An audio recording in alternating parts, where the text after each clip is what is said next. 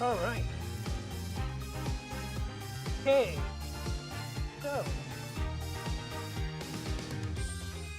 Hello, everybody.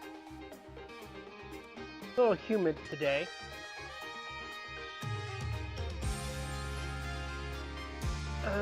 They might have. Streamerbot looks like they've changed the color to the name. Weren't you green one time?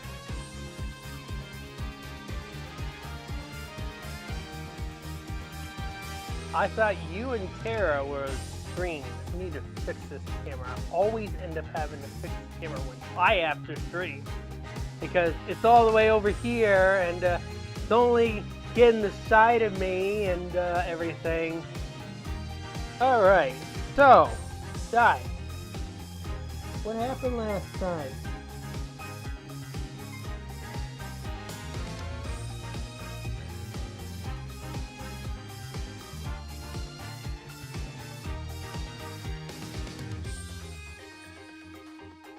Something did not turn back on for whatever reason. Let me double check something.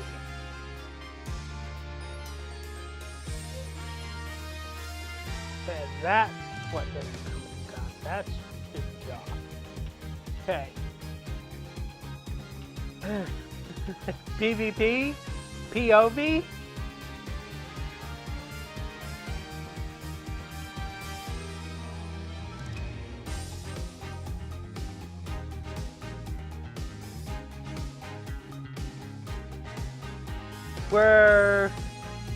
We're not finished with it though.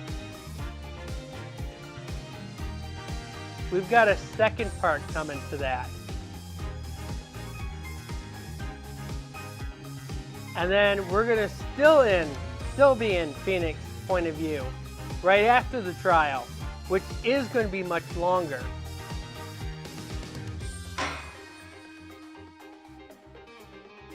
You meant with this stream. Which one? Oh, you mean last week's stream? I thought it was going to be longer. But I knew that this one's going to be the longer. This one here is going to probably be the longer one. This one I may exceed the 3 hours. So, yes, we did Phoenix's. We're doing Phoenix's point of view. He's defending a magician. Zach Grimari,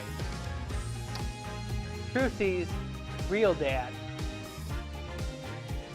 who seems to be accused of murdering Magnifi Grimari.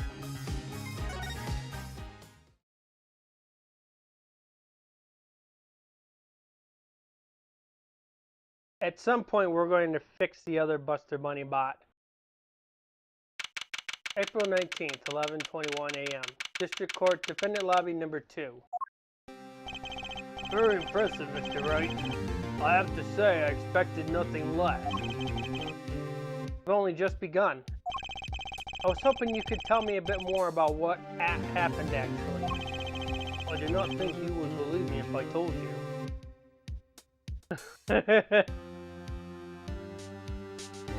Well, Magnifi literally gave him a pistol and told him to fire it.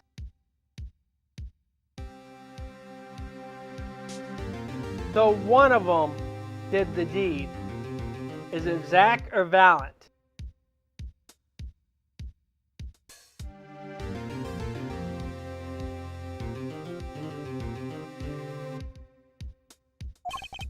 Better than you discover the truth for yourself. I was thinking of you, you know. I think we need less thinking and more talking. That night in the hospital, what really happened? Oh, the way your eyes gleam, Mr. Wright. You'll scare Trucy. Speaking of which, where is she? You have seen the problem yourself, the letter. The one shot in the forehead, one, right? Yes, and the reason he speaks of. I could not deny my mentor's wishes, even if it meant my own death. Why not? This is something I will not say, for now at least. What's this for now business? I have done many things in my life, some well, some poorly. But this is a cross we must bear alone to our grave. Me? You wanted to know about the night of the incident? Finally, this guy sure likes to talk, take his time getting to the important stuff. Of course, I had no intention of shooting my mentor. I snuck into his room that night at the appointed time and found there upon his bedside table 2 pistols. 2? Yes, the one I had used on stage, and the other, the one that had been used by my partner, Valen. Oh, for the Zack and Valen's quick draw thing? My mentor had the look of one sleeping. I stood by his bedside, hearing only the light sound of his breathing. I took the pistol into my hand. I cannot deny that my resolve faltered then for a moment. Everything that he's saying right now should have been said in the trial. You faltered? You mean you thought about shooting him? Recall there was a reason I could not refuse his request. Hello there, Arturo Ortega. Welcome to the stream.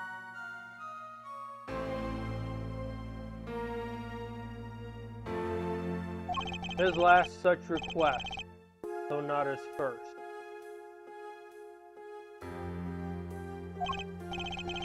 So, there were other requests you couldn't refuse before? To be honest, I've not always been steadfast, and I fear I've brought pain upon truth. Was Magnifi coursing his disciples somehow? Just what was going on in the Trupe Grammare. Yet in the end, I did not shoot. Instead, I turned and shot the clown. I took the pistol I had fired and placed it in my pocket, which you can see it's in the holster right there.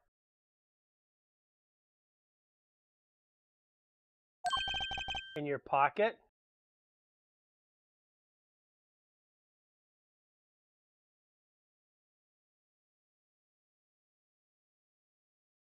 Not a problem. You have a wonderful night.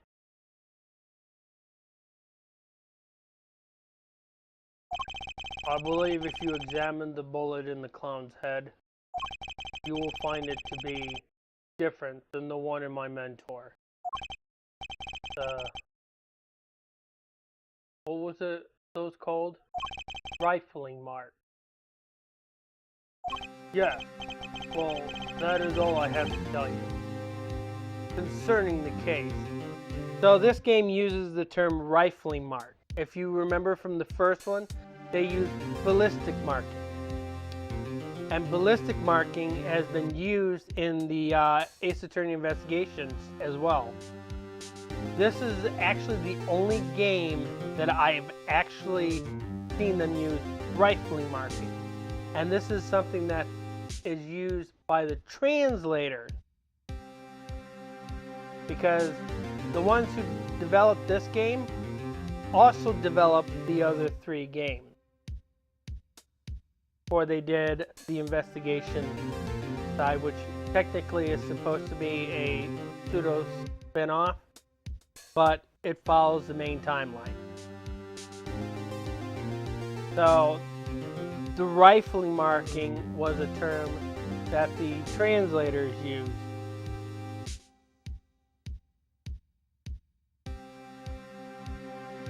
But it still means the same thing. You got ballistic marking, you have rifling marking. Concerning the case? You mean there's something else you can tell me? Ha! Ha ha ha! You are a fascinating man, Mr. Wright. Thanks.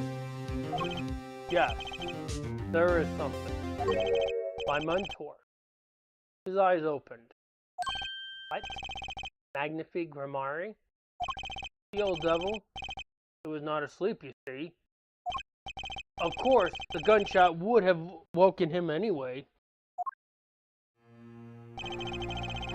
And there we had our last discussion as mentor and pupil.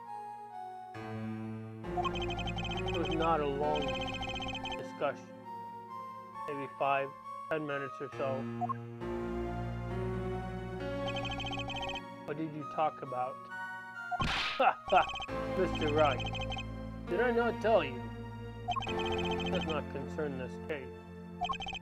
Zach Grammari. He seems pretty steadfast to me. Or maybe just stubborn.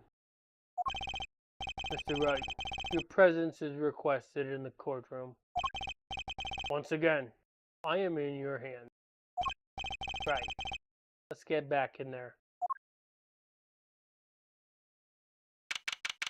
April 19th, 11:37 a.m. District Court, courtroom number 7. Orders now back in session. During our recess, a bullet was found and dug from the clown's head. Well, this is new. And the rifling marks? There wasn't time to do a detailed analysis. Though they did find the weapon type matches the murder weapon. Well, that's not very conclusive, is it? Which is why I'm about to call my very decisive witness. Your decisive witness? How many times have I heard those words? Though they often turn out to be far less decisive than you think. Oh, don't worry on my account. I'm quite confident this witness will do the job. Or so he thinks. Because in our experience from the last games, they weren't very decisive. After all, he's admittedly acquainted with the players in our little production. Being the other half of the Trooper Grammari's famous duo, Zach and Valiant. Valiant Grammari. So, we get to meet the great Magnifique's other disciple.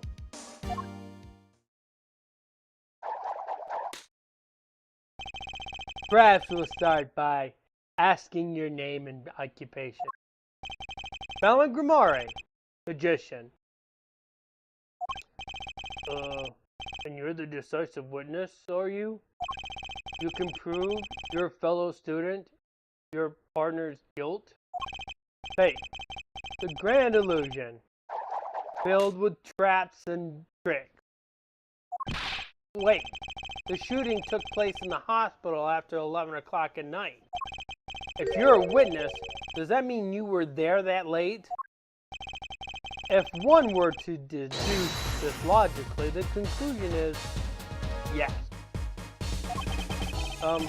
Okay. Always get the characters, don't I? I have an interesting fact for you. You see, several days before the crime, my witness received this. That looks very familiar. Wait! That's the same letter Zach Grammari received! Yes. Or perhaps I should say, ta-da! Order, order, order! And what does it say? Surely not the same thing. Perhaps you see for yourself. To my beloved student Valiant, to you I entrust the task of lowering my life's curtain. Come on the 13th, 11:20 p.m. I will ready a gun with which you will shoot one shot, square in the forehead. You cannot refuse, and we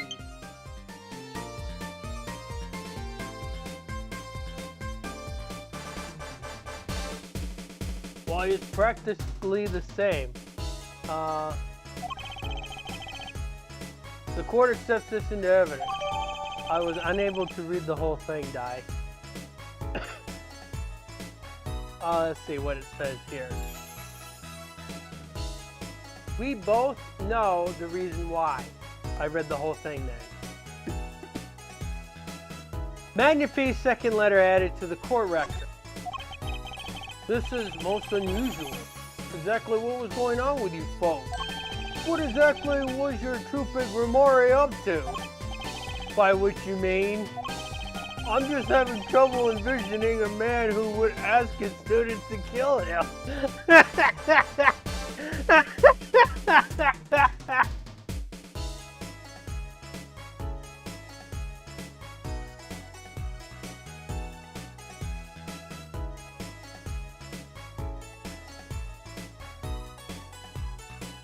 The judge has a point here. Why would a dying man ask his pupils to kill him?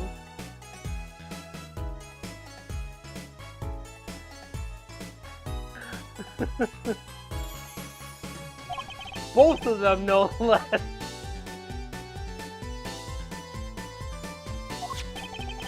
It's just my opinion, everybody. But from these letters, I'd say he was conceding them, not asking them. So basically, what he means is it's a order. That means they have to do it. We walked the magician's path together, and in so doing, shared much of our lives. When people are so close, there is strain, a warping of relations, you might say. If this has nothing to do with the case at hand. By which you mean you're not going to tell us? Which makes me wonder even more about this reason they couldn't refuse. Oh, let's get on with the testimony for starters. The defendant Zach Ramari stands accused. Tell us why. Oh, I'll do more than that. For where he walks, the red roses rise, singing hymns to the miracle that is magic. Fascinating. So, I highly need to remind you that the evidence should just as clearly point to you as a suspect. The letter, the murder weapon, and now the 2 bullets found at the scene. In fact, the only difference seems to be the designated time. As every magician knows, timing is everything. Yes. And now it's time to get this party fired up.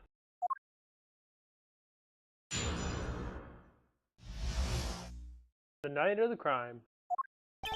That night, I visited the hospital at the time of Magnify's request. The smell of gunpowder hung in the room, and my mentor had taken his final bow. I did not imagine my fellow student might have received the same instructions. Yet a deal with the dead is still a deal. Death's sweet kiss I gave to the clown. Then I informed the doctor and the police. So you were the one who reported the crime? Indeed, I would think. This fact alone would clear my name of suspicion. Let's not jump to any conclusion. Yes, the cross-examination generally comes before the conclusion in this court. But if your testimony proves to be true, then the defendant Zach Ramari is guilty. And if it wasn't Zach Ramari, then the killer was you, Valent. And no disappearing act will get you out of that.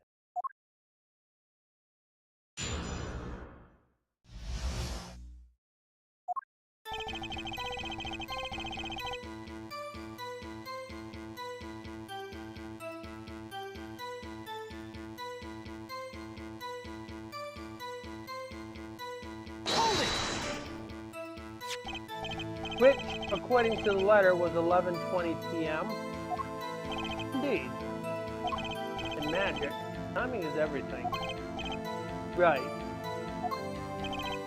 Consider the illusion of teleportation. I would appear on stage before my stunt doubled has left. How does that look? Why, it would reveal that every secret of my magic. Now that you have revealed the very secrets of your magic for us all, let's move on. You went to the designated time, and what did you see?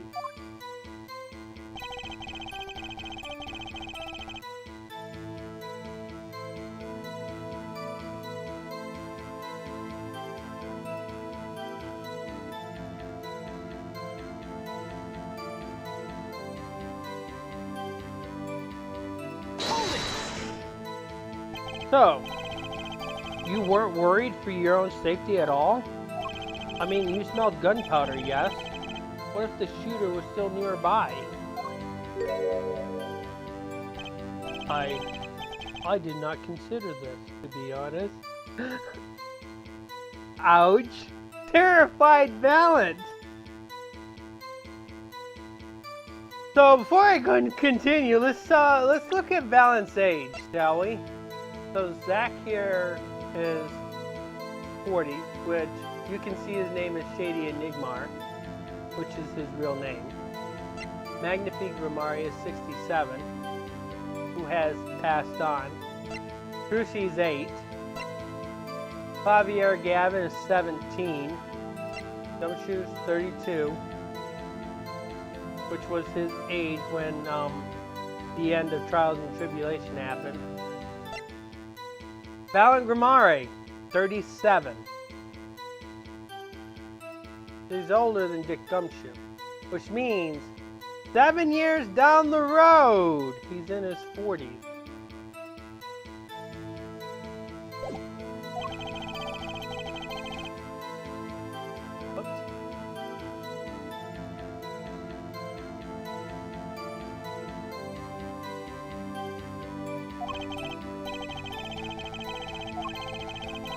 Hold on a sec.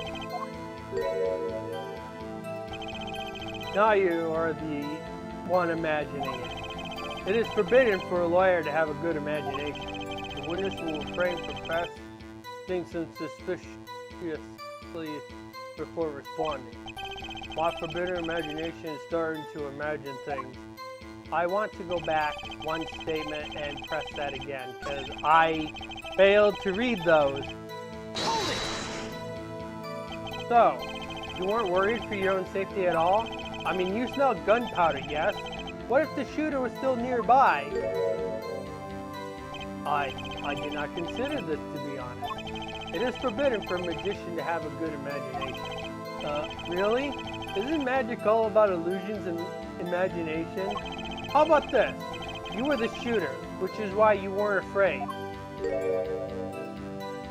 And now you're the one imagining it. It is forbidden for a lawyer to have a good imagination.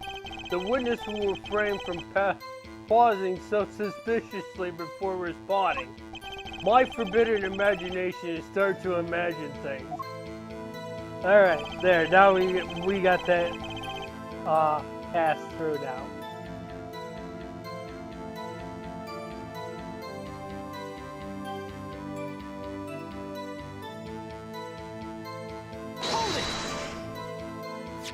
Which brings us back to the reason neither of you could refuse.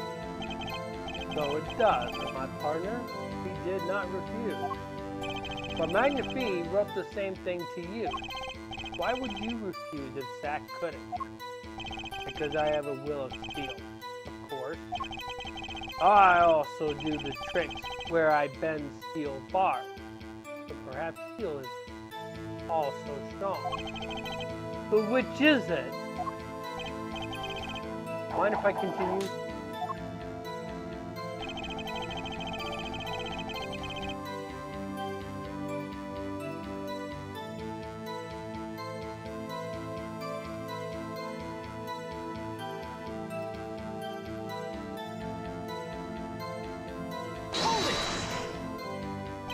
There were 2 bullet holes at the scene, one in the victim and one in the clown. You're saying the one who shot the clown was you? No doubt my partner Zach had said much the same thing. Yeah, because whoever didn't shoot the clown committed murder. I'd better dig around here a bit more and see what I turn up. Mr. Valen, let me ask you about something else considering the crime, namely,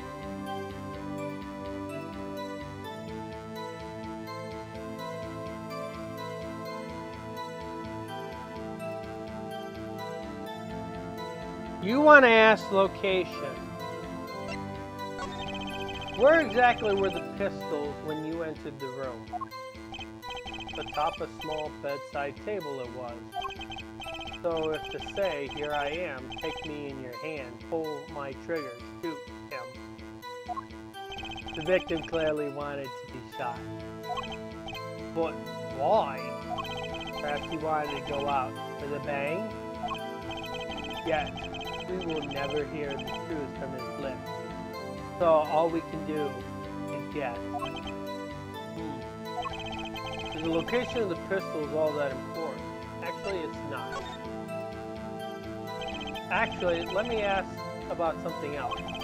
Very well.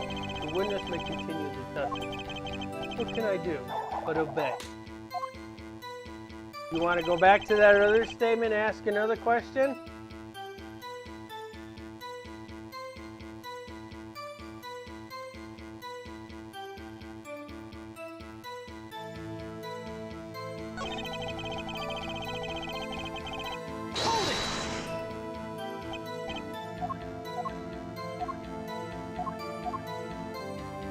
Alright, we already did location.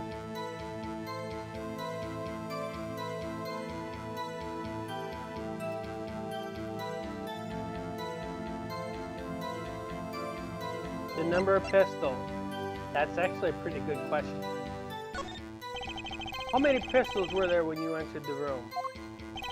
By which you mean what precisely? 2 pistols were used in Zach and Valent's quick draw shoot 'em, correct? One of each of you. One for each of you. You are well informed, Jack. Only one of my old friends sat in the hospital room that night. What is that from back, Bob? Of course, I had no intention of shooting my mentor.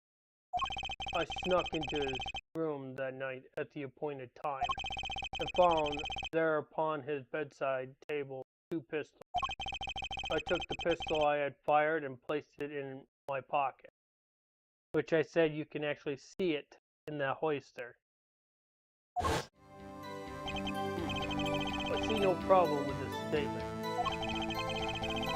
Only one pistol is visible in this photograph of the crime scene after all.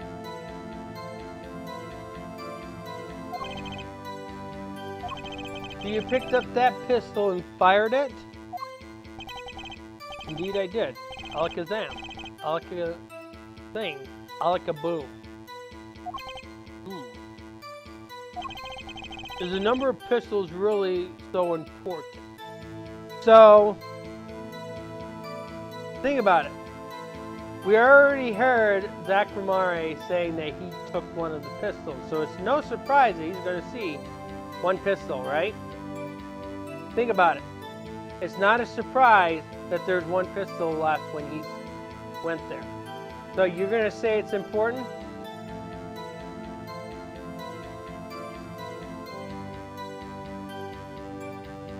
Because even the photograph shows that there was only one pistol left behind.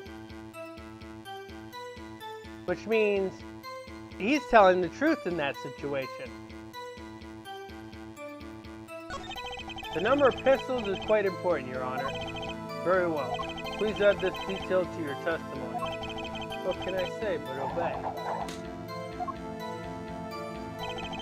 Only one pistol was in the hospital room that night. With it, I shot the clown.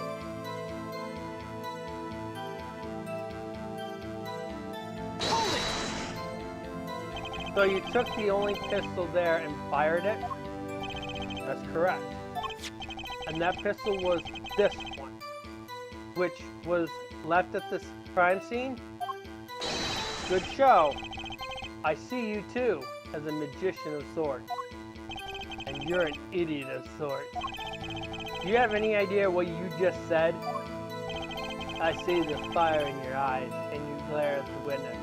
So it was submitted as the murder weapon. So who shot that gun? So how about heating up this trial a bit? These slow ballads bore me. Got a hunch. Maybe that's all it is. Maybe I should ask about something else. So this is your choice. You want to ask about the bullet or no need? Because remember, the second bullet has not been identified of which gun it was fired from. You want to ask about the bullet. In order to shoot a pistol, you need a bullet. Where was the bullet? I entered the room and took the pistol in my hand. The bullet was already loaded, ready to fire at any time. A magician is always prepared, you see. Prepared for? One never knows what a miracle will be called for. A magician always has 7 doves in his pocket and a white rabbit up each sleeve. Clearly, we're dealing with professionals here. Is this bullet that was loaded in the pistol really so important? Now remember, if you say this one's important, it'll write off the other testimony.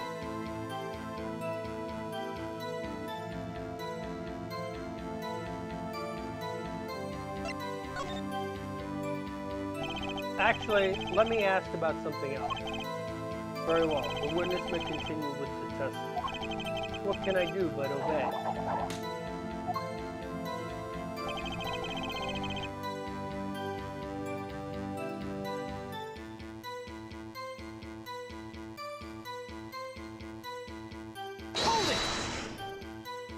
So you informed the police.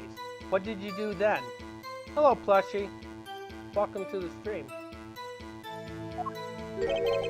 What do you suppose I did? Use my magic to levitate my mentor's corpse, perhaps? I don't know. That's why I'm asking. Now please answer the question and skip the sarcasm. After I made my report, I called the doctor and we returned to the room. While we waited for the police to arrive, we discussed stomach medicine. We've confirmed this with the doctor. It all checks out. We praise Mr. Vallis' knowledge of stomach medicine, in fact. Ah, it is an honor I do not deserve, but I accept. Both the Magnifique students received the same letter. Both admit to having gone to the hospital that night. 2 bullets were fired. One of them killed Magnifique. Time to find the cracks in his testimony. Alright, now we have to go to the faulty statement.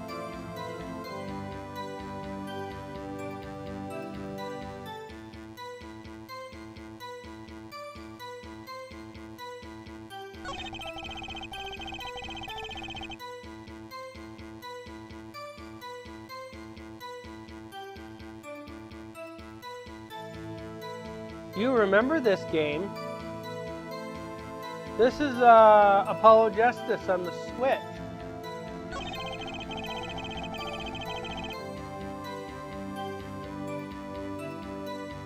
You probably played it on an Xbox or a PlayStation or Steam, because it's also available on one of them areas too.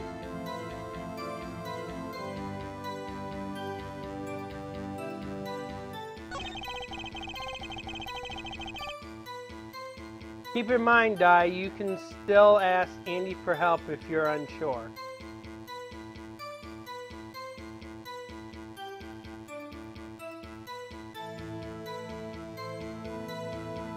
Steam? The Apollo Justice Collection?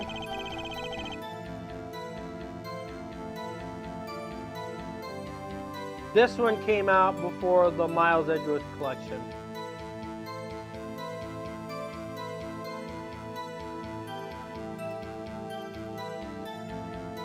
No, because Clavier already confirmed that this statement is true. Because he questioned one of the doctors, and the doctors confirmed it.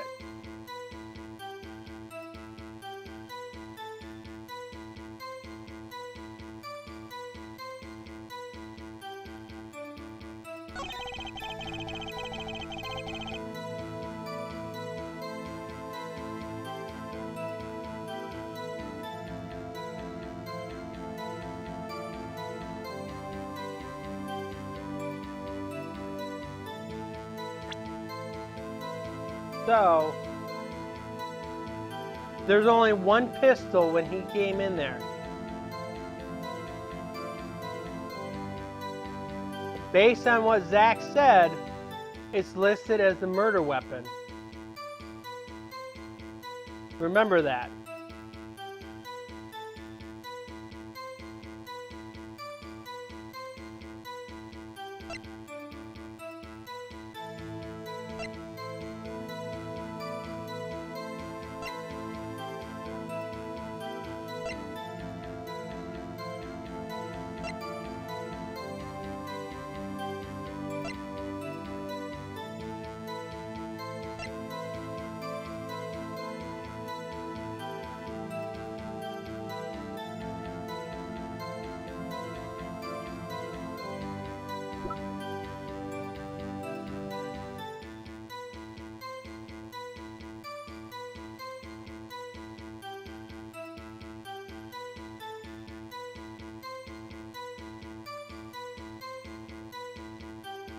It would have to be the pistol.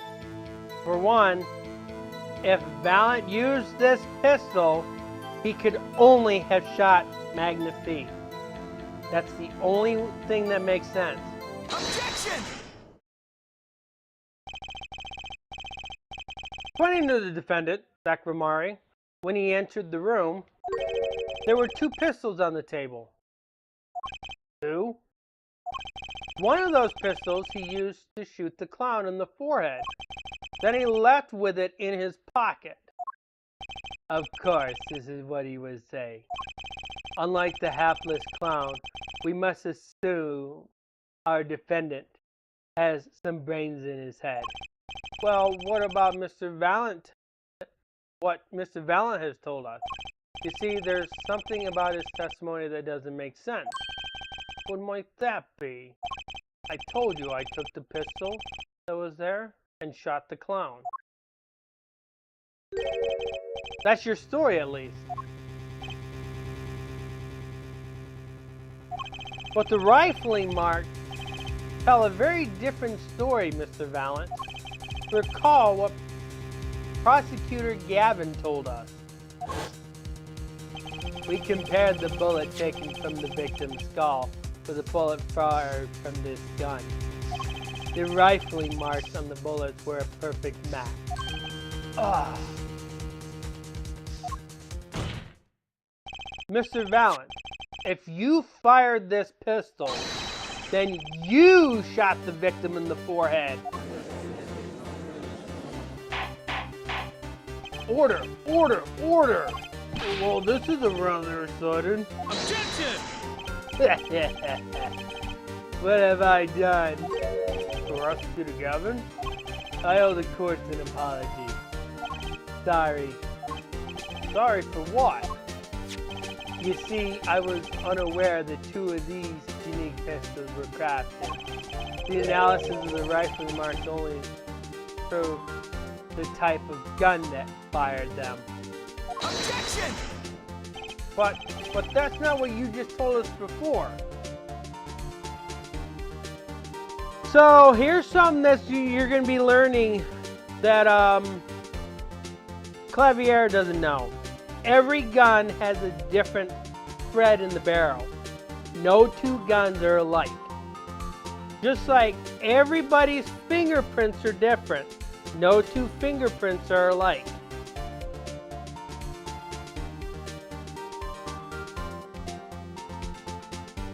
So what Clavier just said is incorrect, because just because they're the same models of gun, they both have different fingerprints, both have different rifling marks. They will be different. They cannot be the same. It is mandatory by law that every gun has to have different rifling marks, no matter if they're built the same or not.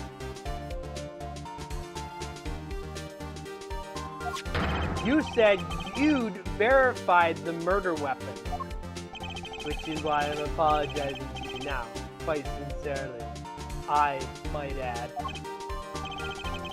Would you hold me accountable for a mistake made in my youth? That was just this morning.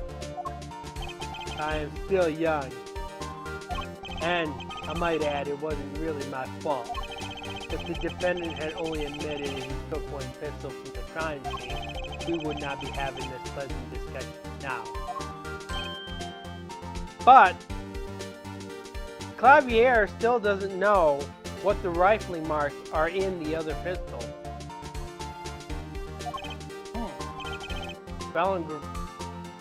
Belengramari?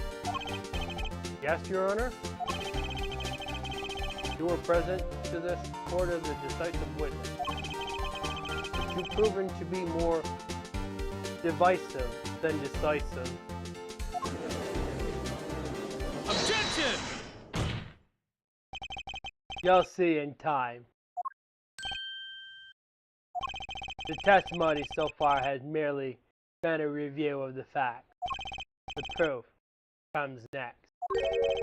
Care to elaborate, Prosecutor Gavin? When Valengramari entered the hospital room, the victim had already been shot. As his next testimony will prove, Wright, the real fight is about to begin. Bring it. Very well, the witness will now testify to the court. Help us determine who shot what.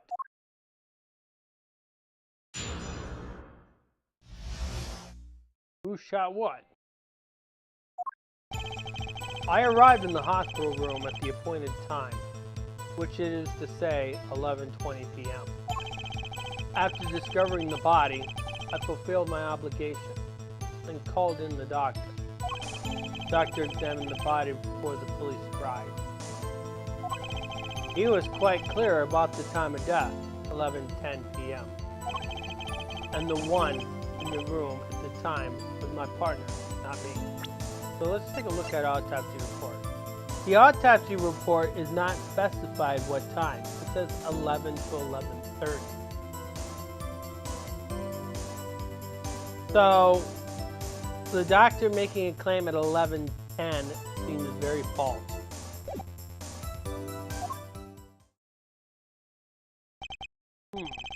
Those times are rather close, you have to admit. You're talking about an alibi established over a matter of minutes. You use a 10-minute discrepancy as the base of your alibi. It's easy to explain in this situation, Judge. For example, take our debut hit single 13 Years Hard Time for Love. Cue to the song, press the play button, and it will play for 2 minutes and 15 seconds. Do it 100 times, the result's the same. Your debut single was only 2 minutes and 15 minutes long. What a ripoff.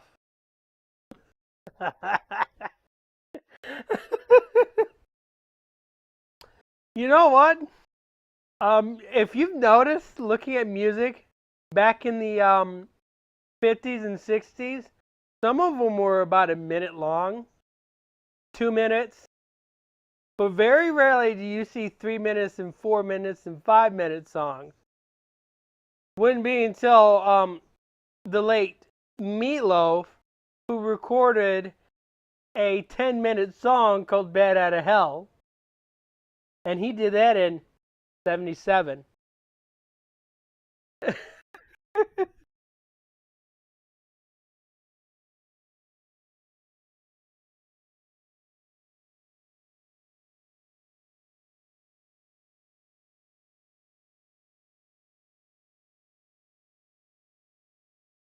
So I wouldn't say a 2 minutes and 15 seconds long song is a ripoff, because we still have many of them today that's that long.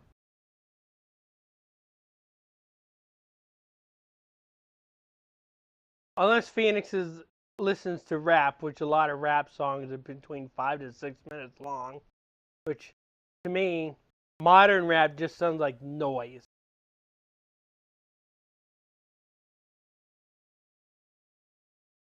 I can get into a lot of the old school rap that actually has the rhythm into it and it has old school rhyming. I can get into that, but today's rap, oh my God.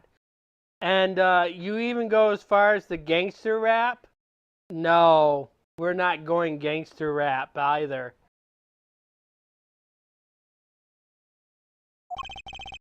Magic is a word of utmost precision. Hocus pocus. Requires admirable focus. In the time of death determined by the doctor, there is incontrovertible truth.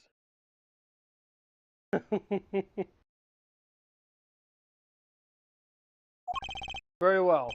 The prosecution warns us that we're dealing with rather precise times, and we can expect the cross-examination to require the same level of precision. I would hope the defense refrains from its customarily broad, sweeping accusations, lest we blur the focus this case so clearly demands. Point taken. Baseless remorse will result in a penalty. Wow. I don't have a guide to help me on this testimony. Carry on, Mr. Wright. All right. Di, go talk to Andy and ask him which testimonies to press or which statements to press, because you will not be allowed to press every statement. Because if you press every statement, you're going to get penalized. It's like the Manfred von Karma incident. Pressing every statement could lead you a penalty.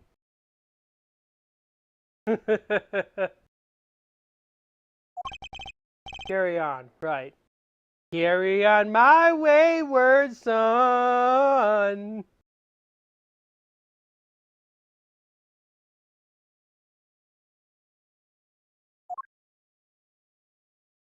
Let them know what the title of this testimony is, okay?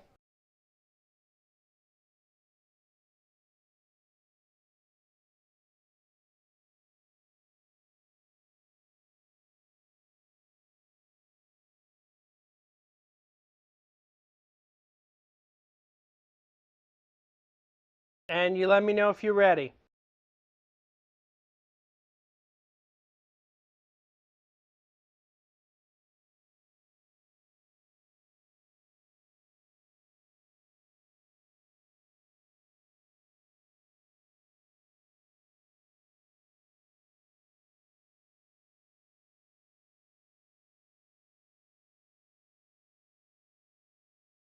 You ready?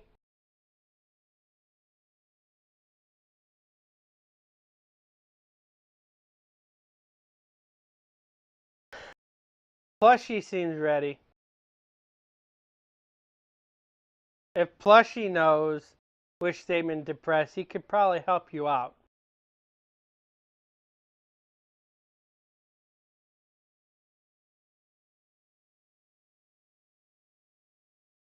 You think you are, okay.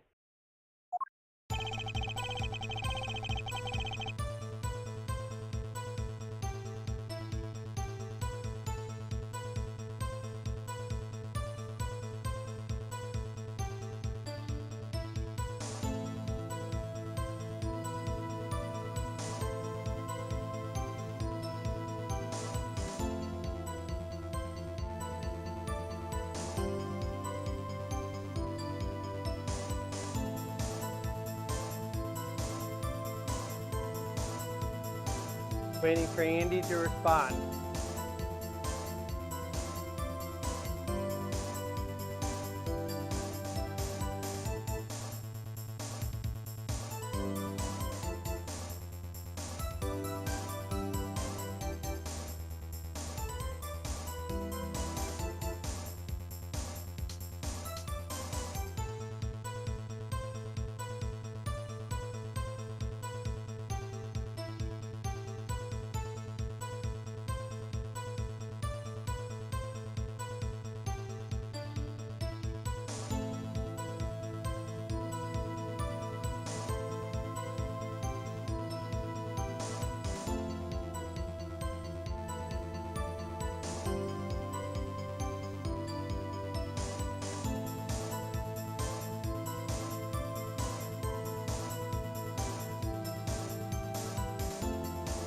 Just keep spamming him until he responds.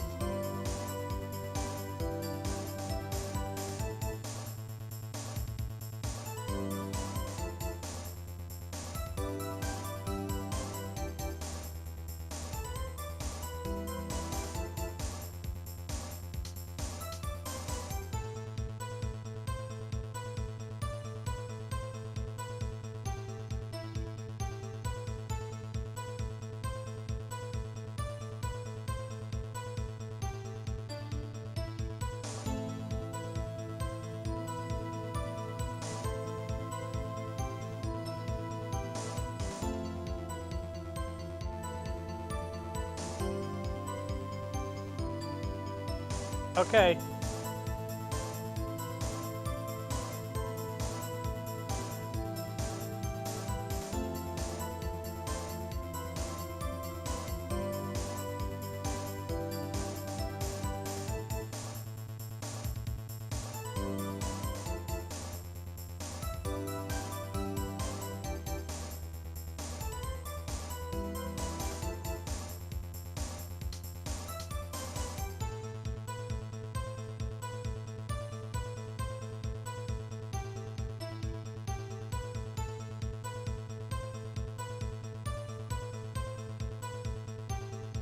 He has his door closed at the moment.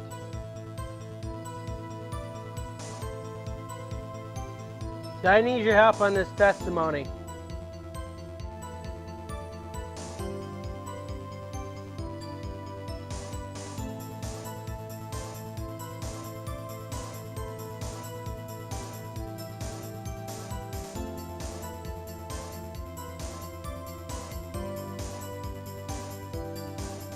He needs to know which statements to press.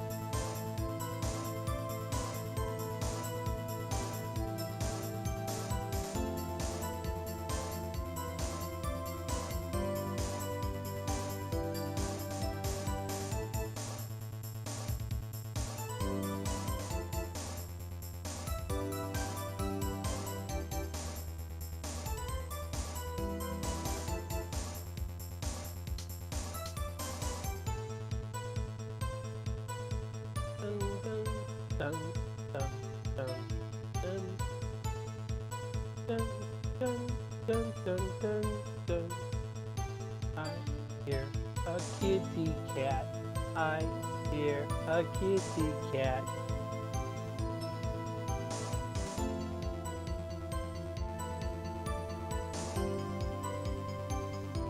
Come on. Come here. No? Come here. No? No? No? Alright, I'll just pet you.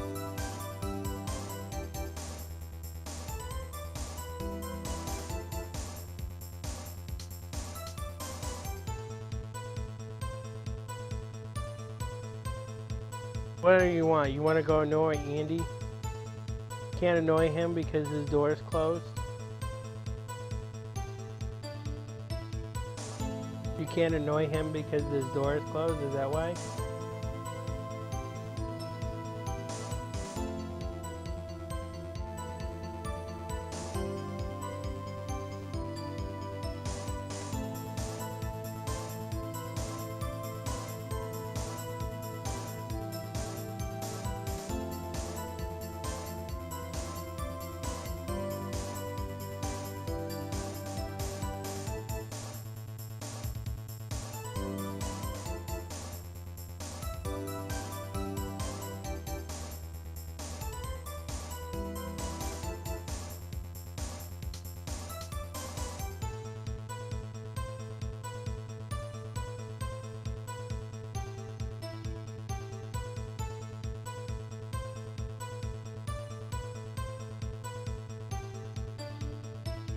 I got a tail. I got a tail.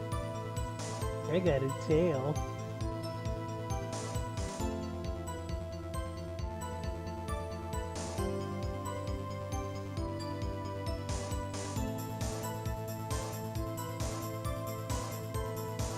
I got a tail again. I got a tail again.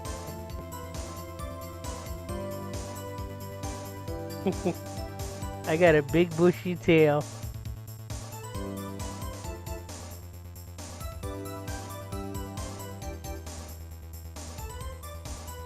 He's just lying there. Oh, I don't care. Like, I don't care. Play with it.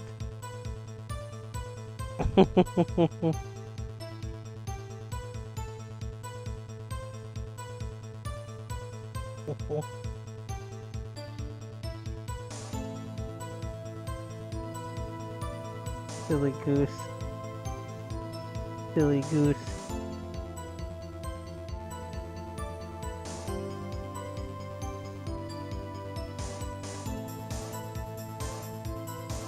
Silly goose, silly goose, silly goose.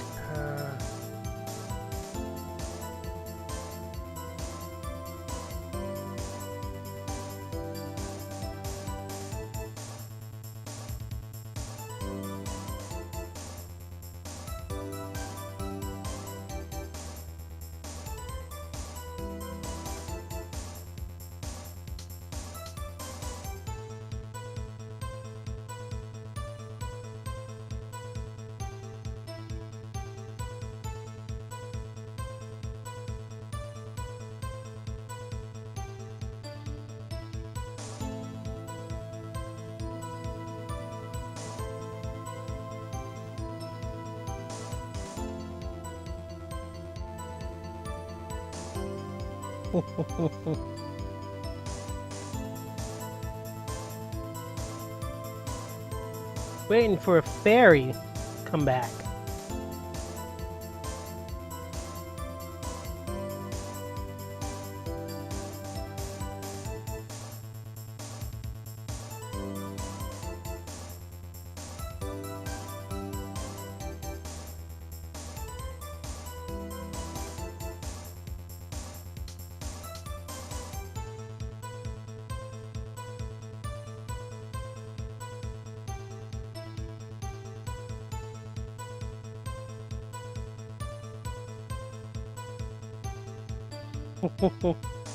You gonna play with the empty bottle?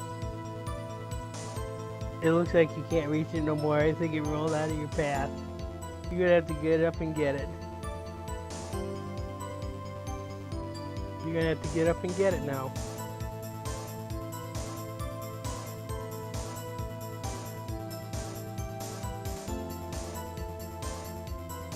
You have to get up and get it.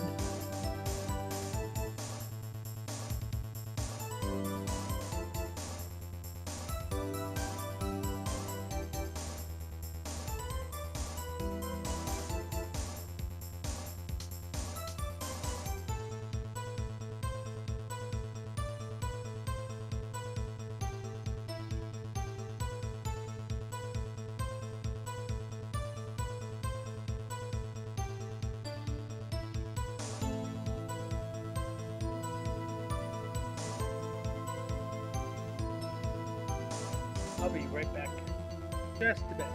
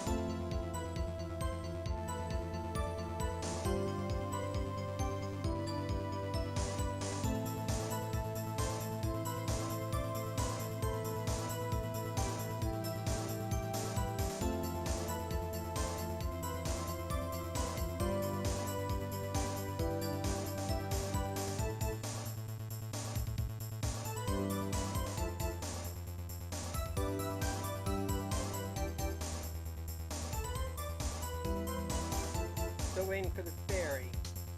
Ferry has not shipped back up. Ah.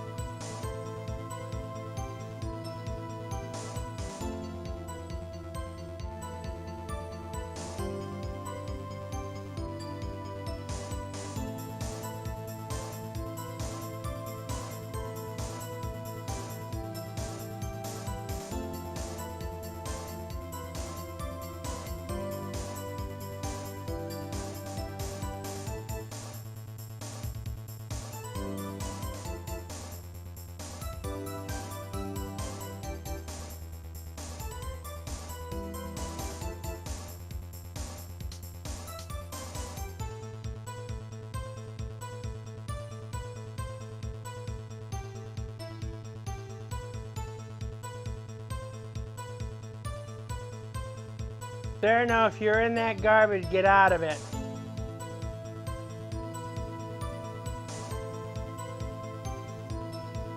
Andy, can you go get the cat?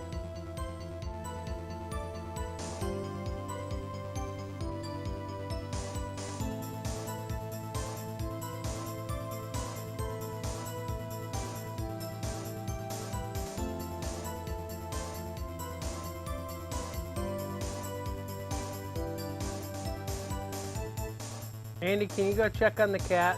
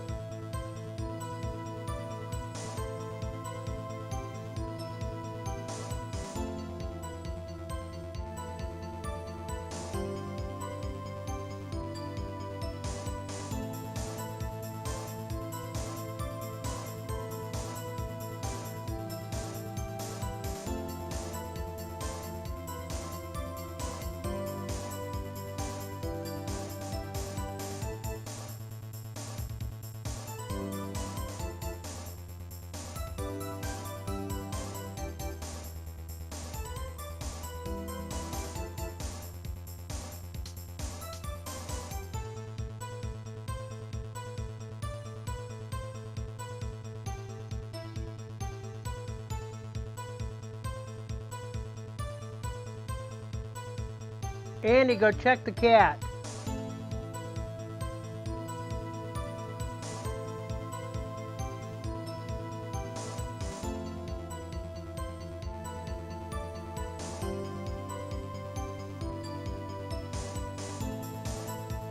Last I heard, he was playing with a garbage can.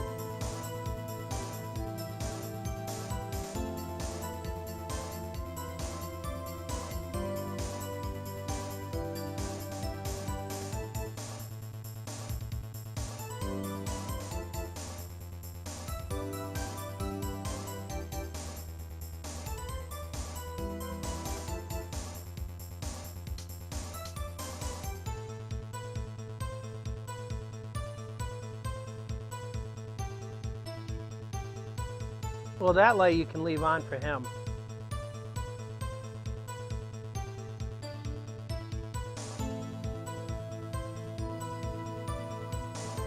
He knows he's in trouble.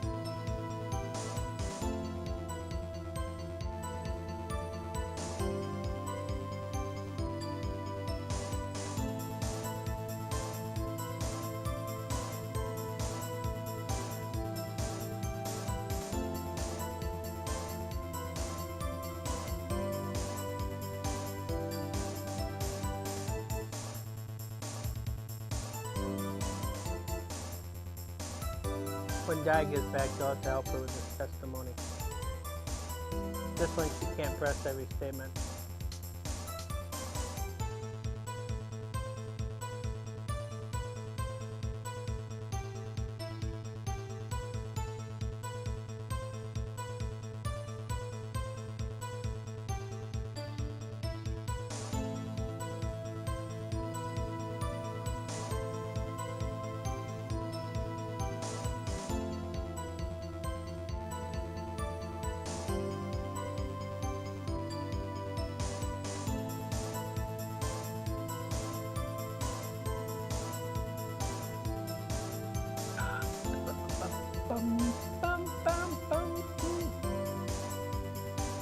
Where is Di?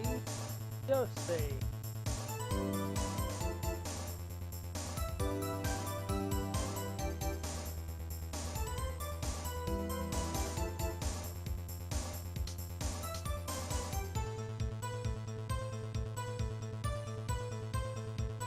Get over here.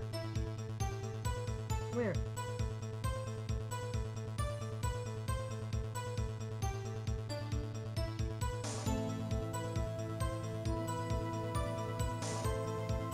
Come here. Where are you?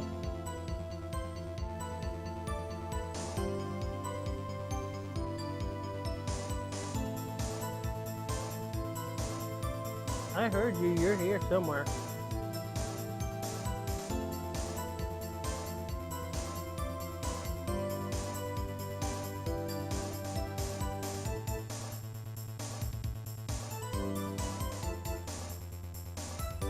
Oh, you're in the litter box. Never mind.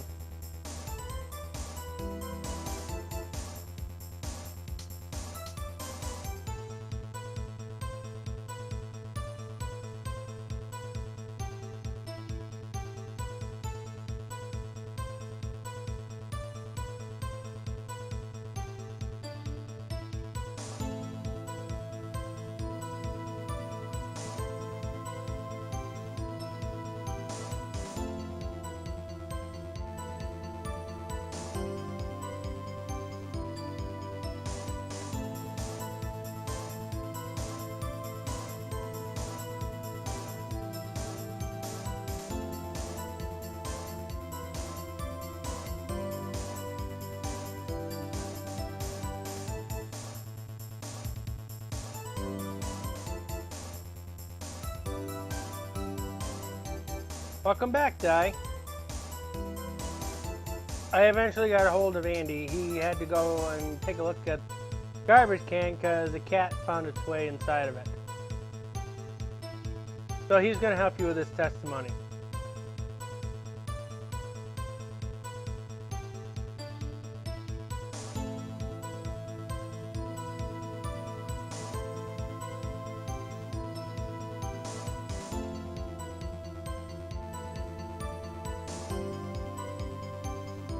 So he'll tell you which statement to press.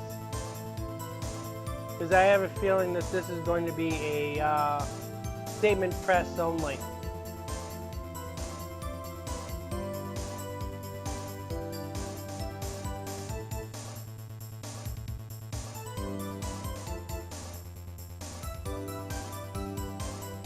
So you just want to press the fourth statement?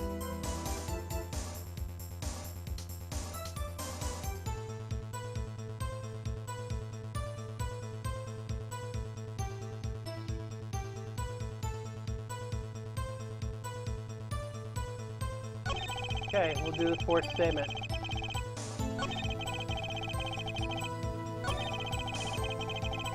Hold it!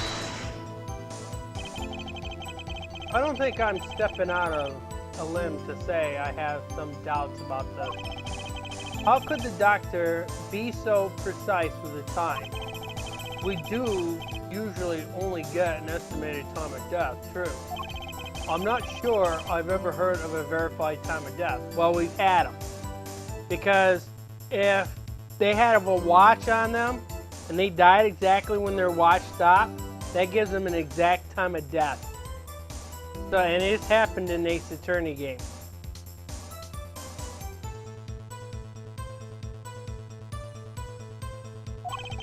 Magic Revels is making the complex appear simple, but reality is the opposite. What appears complex in this case is a simple matter of subtraction. I see another person has done their arithmetic homework. The point here is the IV the victim was taken. Oh boy, let's go down this rabbit hole. Let's go down this rabbit hole. It's quite visible in the photograph of the scene. Recall what we heard earlier about the victim Magnifique Grimai's schedule.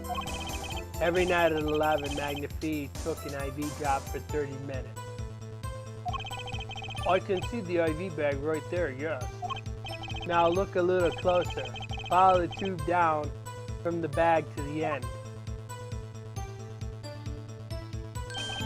Oh! The needle's been removed. Doubtlessly, it fell out when he was shot. That would seem to be the case. When the needle comes out, the IV no longer drips. It's not exactly how that works. The IV still continues to drip whether it's in the body or not. They manually have to turn the IV dropper on because there's a clamp onto it to stop the IV from dropping. Now you can understand the number of times I've been in the hospital. 2020, I was in the hospital. I got a chance to see those clamps on my IV.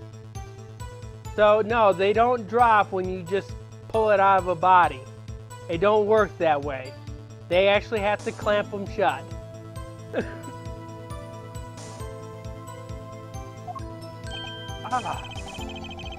You could just measure the remaining IV liquid.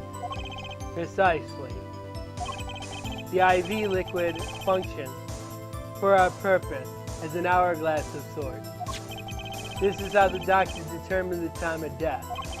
From the amount remaining in the bag, it was determined that the IV had stopped 10 minutes after administration began. IV report added to the court record. And so it was when I, Fallon, entered the room. 10 minutes had passed since that horrible crime was committed. And this is proof.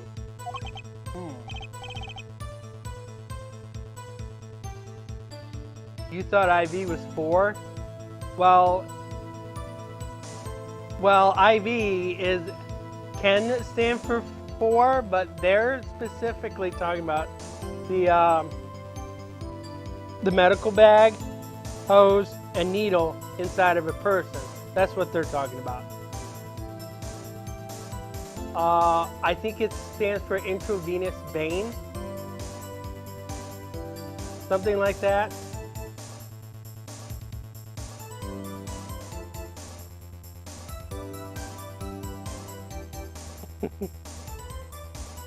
Yeah. So if you look at the picture, this is what they're talking about. See that bag in the back? You'll see a tube going down. The needle actually they will typically put it right here in the arm. That's where they typically will put it because that's where they can get a good vein, okay? They will typically place it inside of a vein because the solution inside the bag has to go through a vein. And this is how they keep you hydrated. Because whatever they're doing or anything like that, you're in a situation where you can't always get water, you can't always get food and stuff like that. You're in that situation, they have to administer an IV into you to keep you hydrated. Basically, yeah, they do the same thing for blood tests. They stick a needle, they stick a tube, and then they pump the blood out of you. So it's a reverse effect. This one, it actually goes inside of you. But there is a clamp on the IV. It just doesn't stop when you pull it out of the body. It just doesn't work that way. There's a clamp to shut it off. It just doesn't magically stop when they pull it out of the body. They actually have to clamp it shut. I don't know what the creators were drinking when they were doing this part of the game, but it just doesn't magically shut off when it's pulled out of the body. The nurses has to turn it off manually because there's a clamp to clamp it shut. Matter of fact, there's actually 2 clamps, if I remember correctly. There's one up underneath the bag, and then there's a clamp right by the needle. If I remember correctly, they'll clamp it right at the bag, and they can clamp it right there by the needle if they have to. Most of the time, they'll clamp it by the needle because they want to make sure that the solution is in the tube. But if they have to change out a needle for any reason, they'll clamp it right there by the needle. If they're changing the bag, they'll want to clamp the hose first, change out the bag, put the new bag on, and unclamp it. Yes, most people who are admitted into the hospital will get an IV.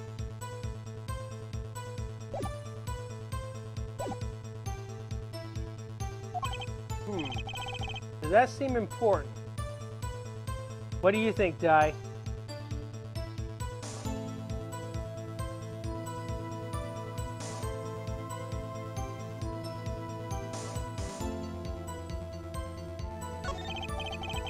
Well, seeing how it is the biggest clue we have to the time of death, I'd say it's very important. Agreed. It would be hard to imagine a more precise way to determine the time. Behold the power of arithmetic. Very well. The witness will add this detail to his testimony.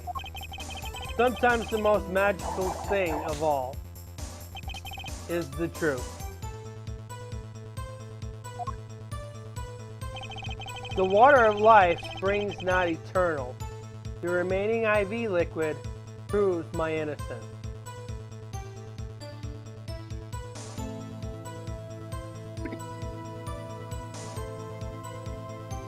Does it really?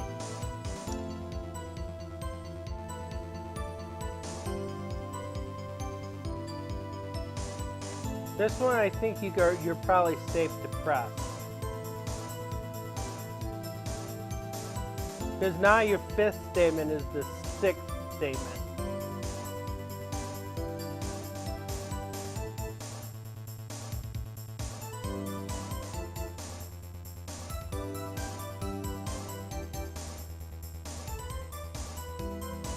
So you want to press this one?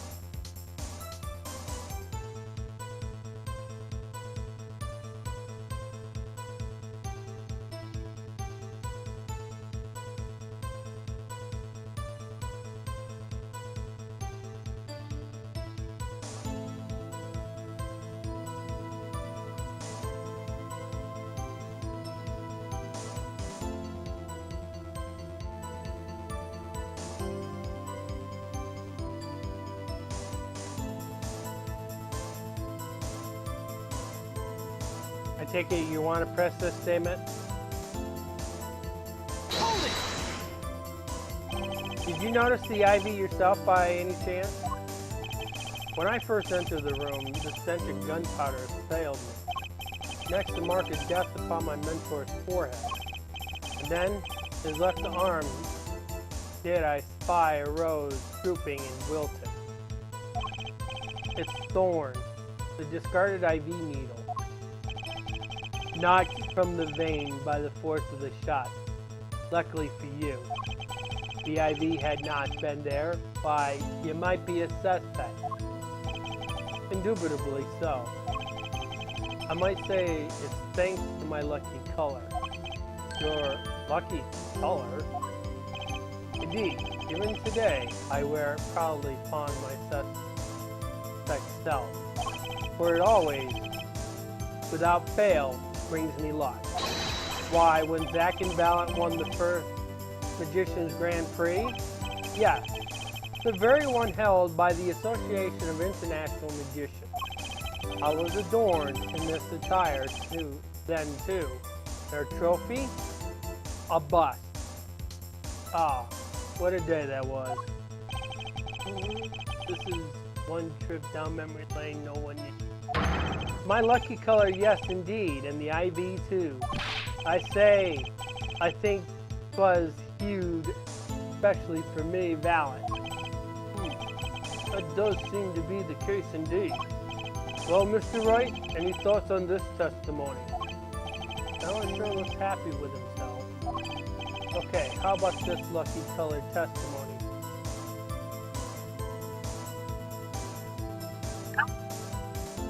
Excuse me.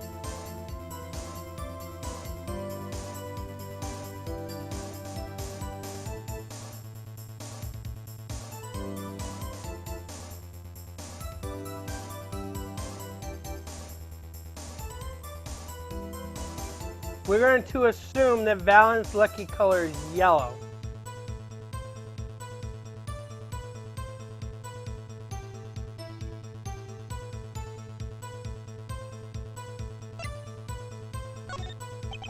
It certainly sounds like your lucky colors brought you plenty of luck. But not this time, Mr. Valiant. Your lucky colors betrayed you. I'm afraid you lost me. Your Honor, the witness's testimony just now clearly contradicts the evidence. What? Please recall my warning at the beginning of this cross-examination, Mr. Wright. Baseless accusations will be duly penalized. I do hope this latest accusation is well-based. Don't worry, I've got all your bases right here. Very well, let's hear the defense's claim. Where is your evidence that contradicts what Mr. Valent has told us? So we've seen the image a few times.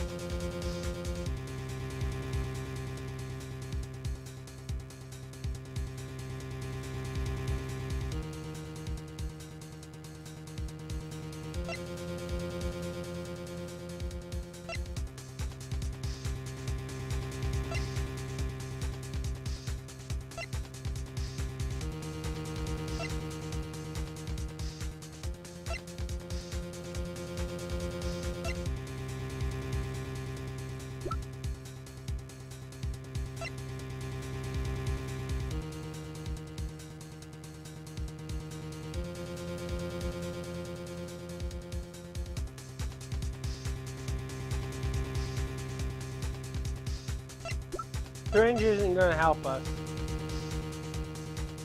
Because it says the IV is yellow. What's going to prove that it's not yellow?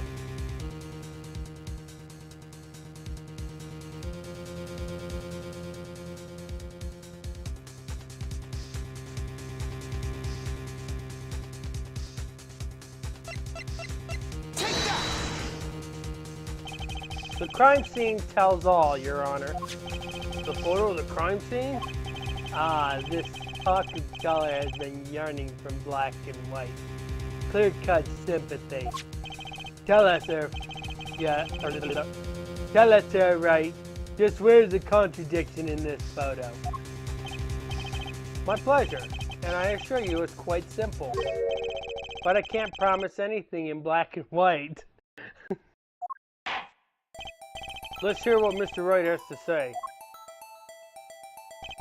What in the photo contradicts the witness's testimony?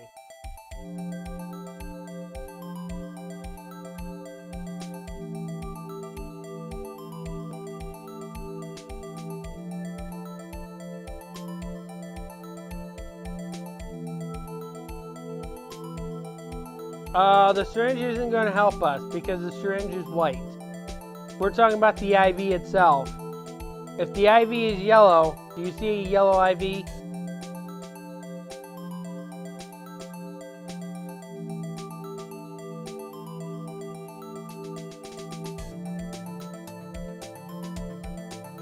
What color is the IV?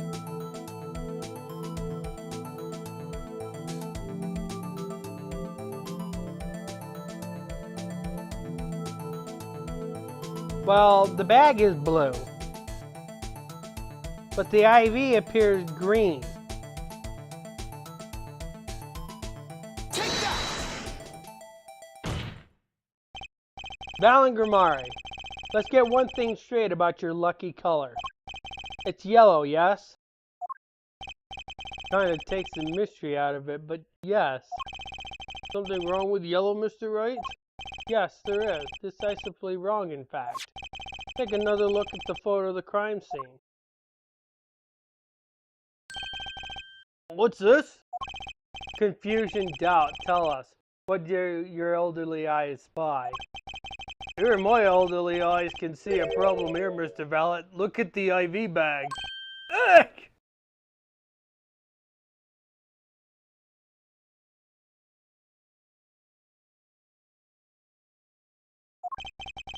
What is this?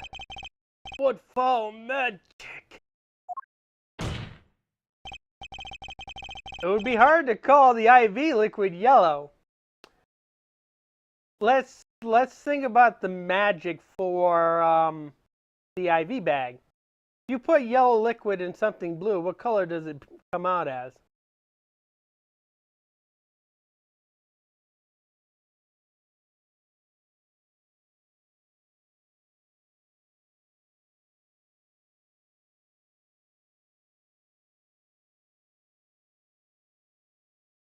It's green, right?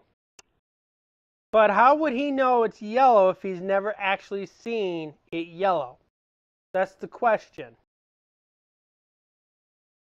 All of my IVs were clear liquid, so there was no yellow liquid that went into me. And I'm afraid no magic was involved in the taking of this photo. Ugh. Allah. Allah Kazaa. Allah Kazaa.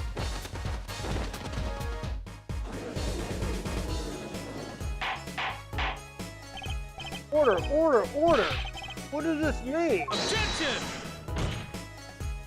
This is some kind of mistake.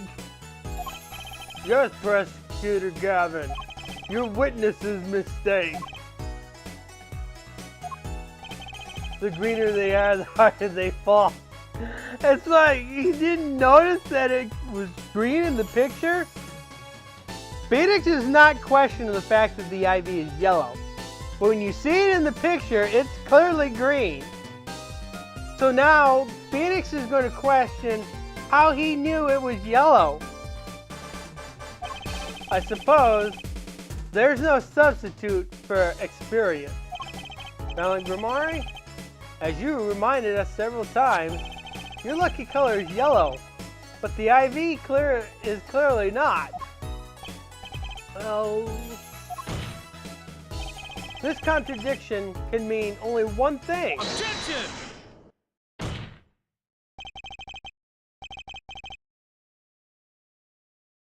Yes, that is true. Here's something else that you could probably understand. A green liquid in a blue bag will become green as well.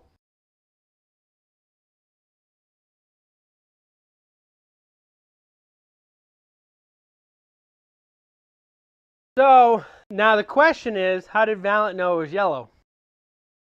And to think, you almost had me. I see your true colors now.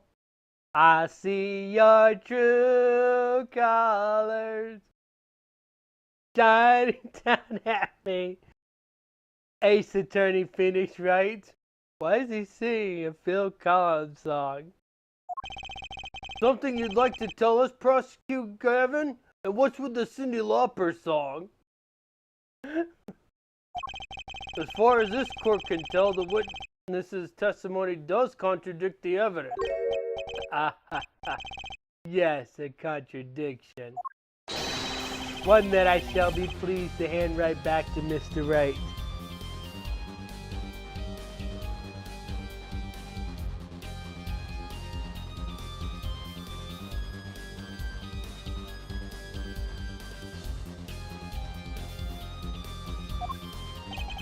How do you mean? How? Because the witness has made no mistake. I agree at a glance the IV liquid does appear a sort of greenish yellow. But I assure you the liquid itself is quite yellow.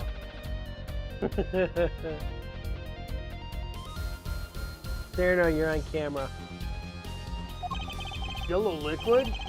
How can you say that? As far as I can tell from this photo, it's green. Yes, but what color is the IV bag itself? The bag? You mean the plastic bag on this hook? It looks like I want to say light blue. Precisely. Figure it out yet? Put a yellow liquid in a blue bag and you get green. This, incidentally, is the liquid's true color.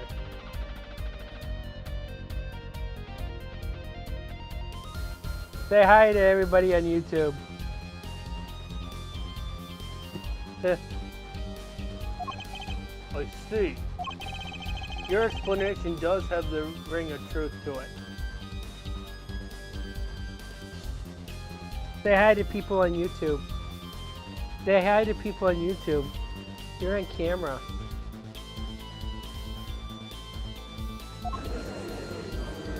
Objection! As I thought. There's no substitution for experience, Prosecutor Gavin. What?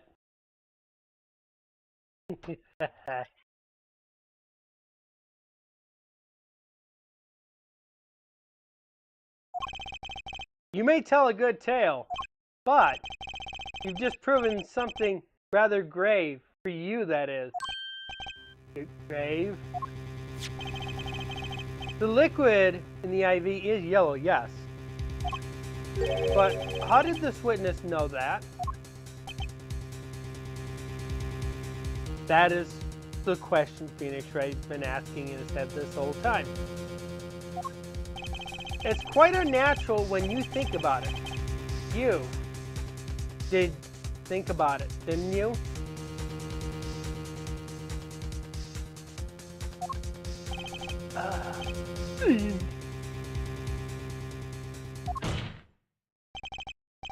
Your Honor, the defense requests an explanation from the witness. At the scene of the crime, the IV liquid appears to be green. So let me ask, how did the witness know the IV liquid was actually yellow? Kazooie!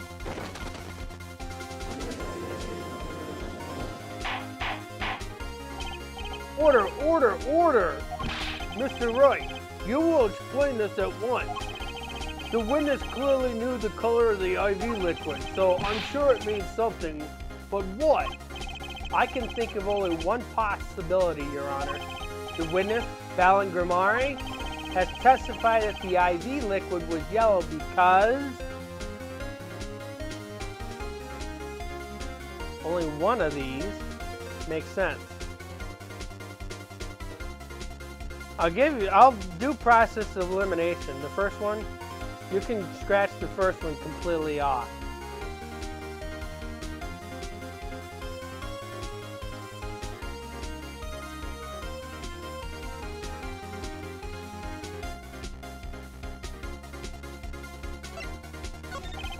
From the fact before us, the answer is clear. The witness knew that the IV liquid was yellow. Why? Because he's seen it before. But not inside the blue bag we see in the photo. He saw the liquid by itself in a clear, colorless bag. I suppose he would have had to, but I'm still not clear as to what all this means. Ask yourself, why would he know if he didn't work at the hospital? That's where you'll find your meaning, Your Honor. Objection! I'm afraid I find nothing. So what if he knew the IV liquid color? Leave the getting excited over absolutely nothing to teeny bopper fans, Doc. Objection! The IV liquid is the only evidence proving the time of death. A 30-minute hourglass with 20-minute worth of sand remaining. You claim, Prosecutor Gavin. I remember it well. However, there's a critical difference between an hourglass and an IV bag. Well, wait, I know. An hourglass uses sand, but an IV bag uses liquid. I don't think that's exactly what Phoenix Wright means. I'm right? As much as it pains me to say this, Your Honor, no. Unlike the sands through an hourglass, IV liquid enters the patient's body, at which point, like magic, it disappears. However, what if the amount of the IV liquid had increased? You couldn't tell, could you? After all, there's no way of knowing how much went in. Objection! Let me get this straight, right. You're saying the witness watered down the victim's IV bag? Not with water, with IV liquid. That's how you knew the IV liquid was yellow. Now wait. I said wait. How might an amateur such as myself essay to perform such a task? Objection! I'm an amateur too, but I can pour water into a cup. Objection! I'm afraid there's quite a big difference between a cup and an IV bag. Quite. Can you prove our witness is capable of such a feat? There's a point, amateurs. I, at least, would have some difficulty pouring IV liquid into the bag. You don't need to be an expert to see the look on the witness's face. He added liquid to the IV to throw off the time of death. I'm tired of these fairy tales lacking evidence. Translators, we got a typo.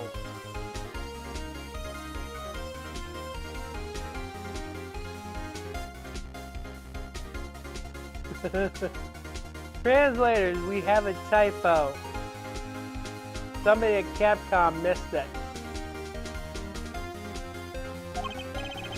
Well, Mr. Wright?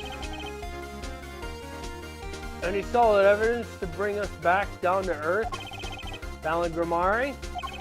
I'm afraid your magic won't serve you well in a life of crime. Might I ask what you're strongly suggesting? Magic relies on props, and props become evidence.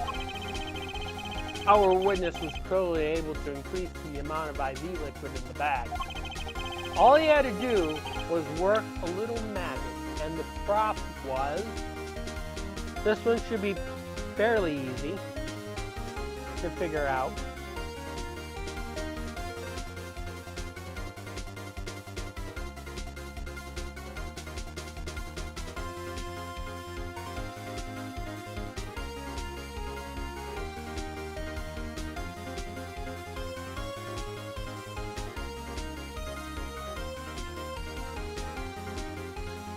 Well, he can't use a pistol to transfer IV into an IV bag.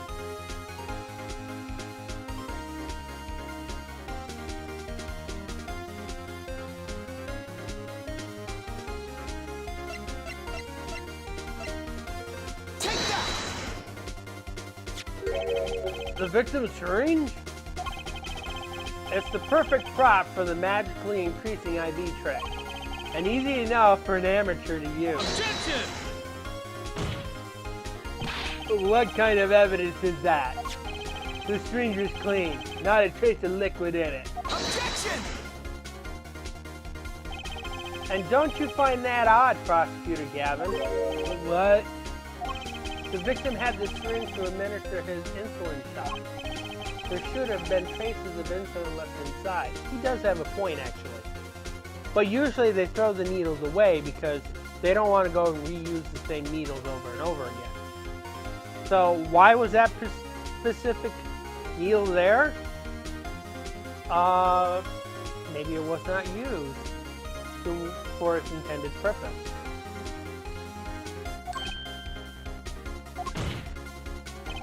Well, Balangramari,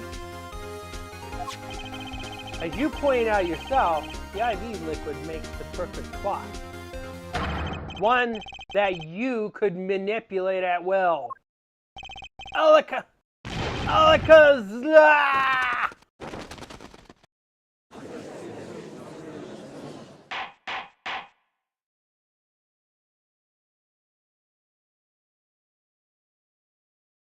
I do believe, well, with this being his first, that the burden of this trial has been a bit too much to bear for Prosecutor Gavin. I'm afraid that while there is a doubt as to the amount of IV liquid in that bag, the time of death cannot be proven. And that brings our trial to a close for today. Well, maybe I can squeeze an extra day out of this. I can do a little much-needed investigation work. I see there's no objection. Objection!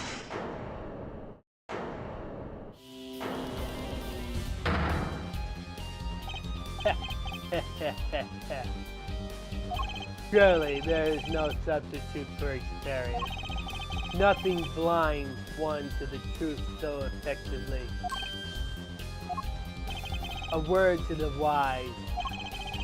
Underestimate the young and they'll sweep your feet out from under you in a way you never ever expected. You see, I know exactly what you're thinking. What's he talking about? You say the witness used the syringe to manipulate the liquid of the IV. But there is no proof. There's no proof he didn't do it either. Yeah, it's quite true. Huh? He's admitting it? Nor was this witness quite as decisive as I had hoped.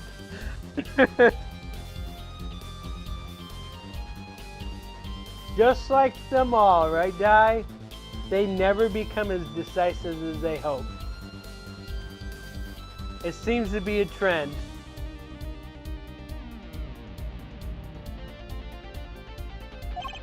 This, I admit, after all. Why linger in the past when the future holds so much? You have something in mind, Prosecutor Gavin?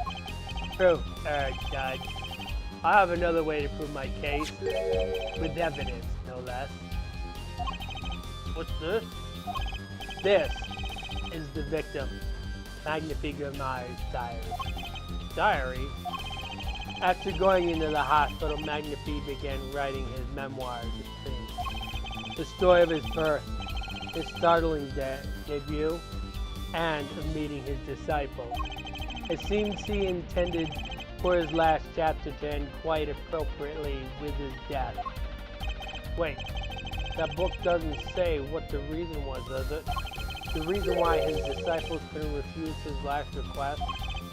Sadly, it does not. What's important here is on the last page.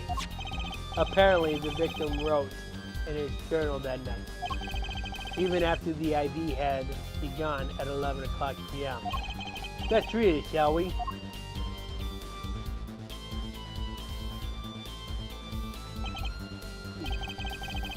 This does appear to have been written just before his death. Tonight's IV is in. Maybe the last. I'll leave the rest to them. The first should come soon. This journal may end here, or it may go on.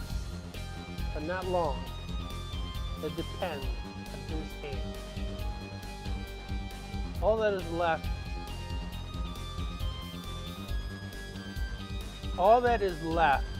to mine is to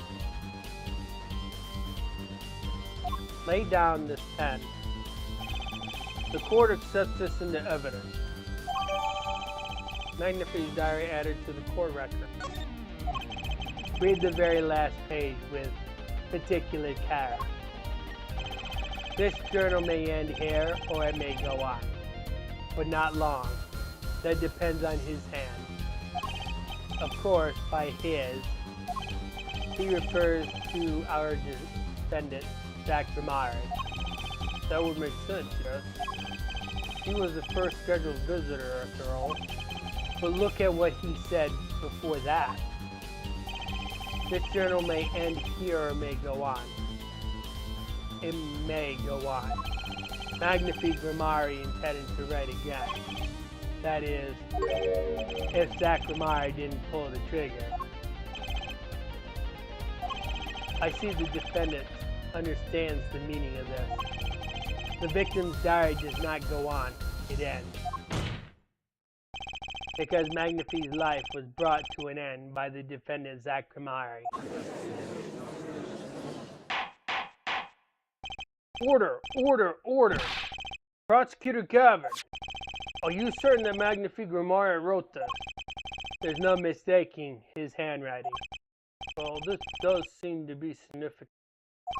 According to this, Magnifique did intend to continue his diary. Yet, if his diary ends here, which plainly it did, then the one who pulled the trigger was the first visitor, Zach Grimard. Well, how do you like me now, Wright? Still too green for your taste, hmm? He's right about the diary being pretty clear. Still, I find it hard to believe.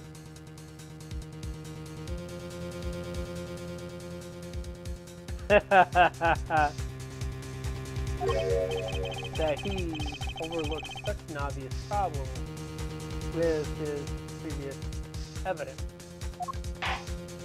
Well, Mr. Wright, the witness's testimony we heard was lacking, but put together with this evidence, it seems quite significant for our case. The diary is accepted like this, the trial's over. Maybe it's time for me to show them something. Are you ready for this die?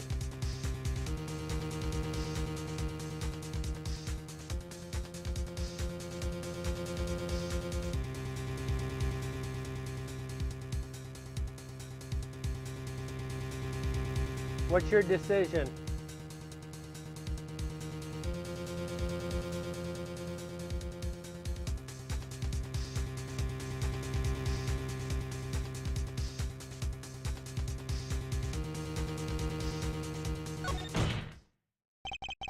I'm left with no choice but to show my own evidence. What? Do you have some evidence that overturns this diary? It's not too late to rethink this and avoid more embarrassment. Very well. Please show us your evidence, Mr. Wright. Incidentally, don't even think it's showing us the diary. I've just shown the court. Now that we've come this far, I hope you have something a little more decisive. Show us evidence that proves the victim continued writing his diary. Alright, I'd be happy to. Decisive evidence proving that the diary didn't end with this page is...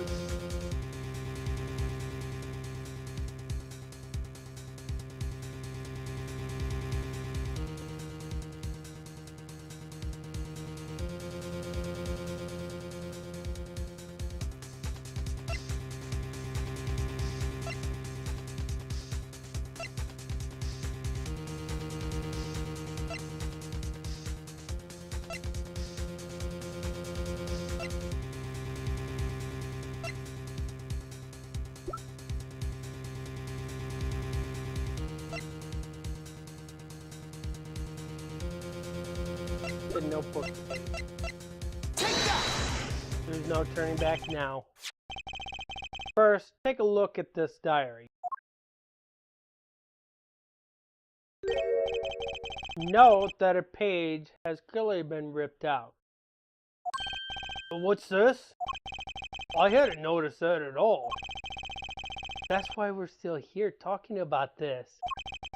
As it just so happens, I have here what I believe to be the missing page.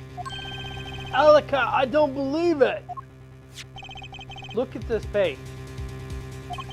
It's hard to imagine the first visitor that night shot Magnifique Grimari. That's the defendant's position. Wait, let me see that. Seems Fate's clock will make me wait a little longer. At least. Only less than 10 swift minutes remain. For all those who have supported me in my life's work, I give thanks. Farewell, Magnifique Grimari. What in Sam Hill?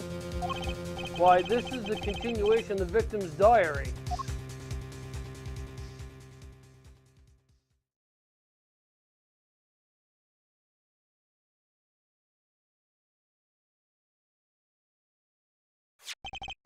Not the torn edge of the page.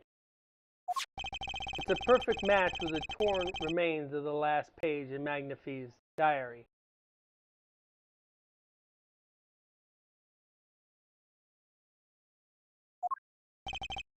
What? Marco. Would you care to explain what all this means, our attorney? The diary continues after his first visitor came, which means that the victim was still alive after Zach Grimari left, leaving no one to take his life but the second visitor. Fallon Grimari. No! No! The handwriting, too, matches that on the other page. This, without a doubt, the genuine article. Order, order, order. But wait, that's impossible. That old man can't have written that. Objection!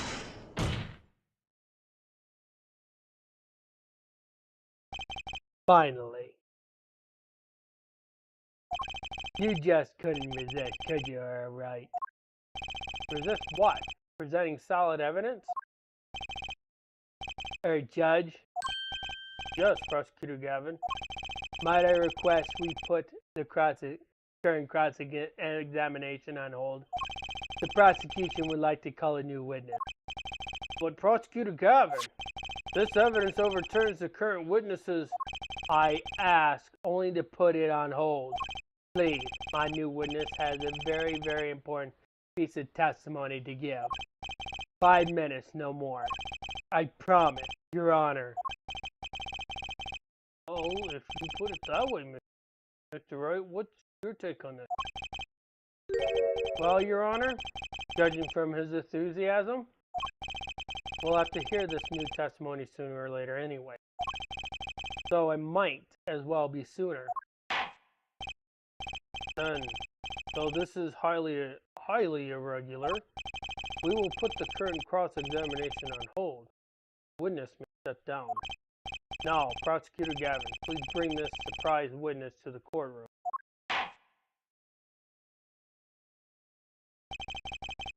I had a bad feeling just then. That ripped out page was too obvious. He must have known.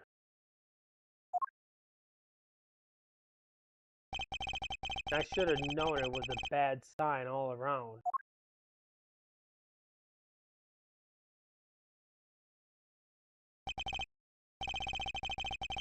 Holding trial with no audience is a first, even for me, Prosecutor Gavin.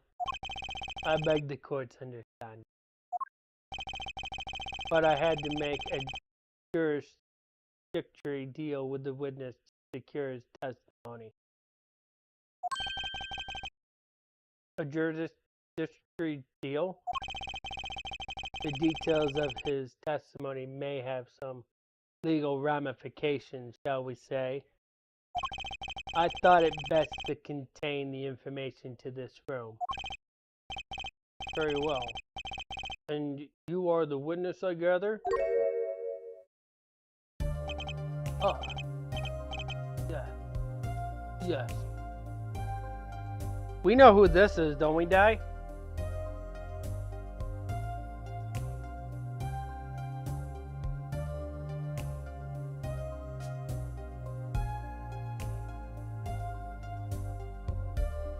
Drew Misham?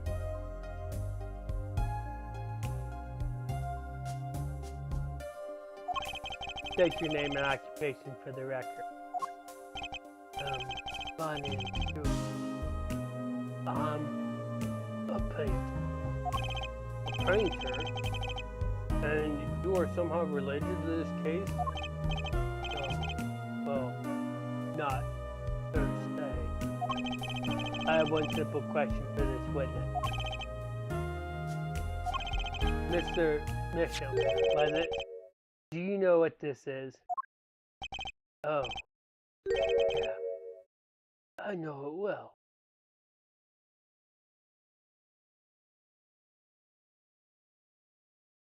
So the problem is, the tear in the page matches the book. So it's very difficult to prove that it does not fit in the book. How's that possible? Have you seen this diary page somewhere before? Oh, yeah. I mean, I made it. You... What? You made it? Yeah. You might call it one of my works. So, here in this situation, because Phoenix Wright did not know that this evidence was fabricated, but yet he's getting charged for fabrication. Let's continue. The prosecutor's office received a tip-off yesterday. Illegal evidence had been prepared for the trial of Zach Kamari. Illegal evidence? I initiated an investigation and found this witness. A painter to the world at large, Drew Mitchum, has another side, you may say. He is skilled at making perfect reproductions of certain things. Forgeries, in other words. Forgeries? Well, so we are to understand that this page here is a fake. Prepared by a certain defense attorney. Objection! Hold it. I didn't prepare this evidence. Objection! Ah, the attorney speaks. Something about this page, I presume. But what is he saying? It makes no sense. After all, it was you who presented this evidence to us, Phoenix Wright. Witness. Mr. Mission, was it? Who requested this forgery? Who was your client? That I don't know. What? Most of my clients prefer to remain anonymous, even to me. Make the items you want and receive my payment. That's the extent of my contract with them. Objection! But there's no proof this is a fake. It's a fake. Huh? To avoid just this sort of problem, I always put a special mark on my work. I can say without a doubt, this is mine.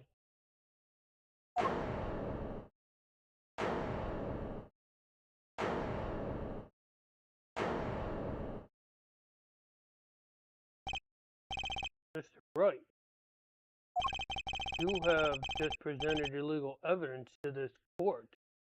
My court. It was careless of me. That's all I can say. Oh boy. Here. What's this? I don't know. I just got it over there in the hall. They told me to give it to the old boy in the blue suit with the spiky hair. They said it was really important. It was all a trap. A fatal trap. Mr. Wright. Yes? Do you have an explanation for yourself? If I did, would the court hear it? Probably not. Forging evidence is a serious crime, and presenting it in court, a serious mistake. A fatal mistake for an attorney. Fatal too, perhaps. For your client, I fear. Tell me, what kind of defendant relies on forged evidence? The answer is quite clear. A guilty one. Objection! Your Honor, wait. I understand that presenting forged evidence in court is a serious crime, but you cannot hold my client responsible for actions I undertook as an individual. I'm sorry, Mr. Wright. Your Honor, another close call, I dare say. The prosecutor's office hadn't received that odd tip. Everything would have gone the way you wanted it to go. I even gave you a chance. Too bad you decided not to think before embarrassing yourself. I see no need for further discussion on this matter. Special witness dismissed.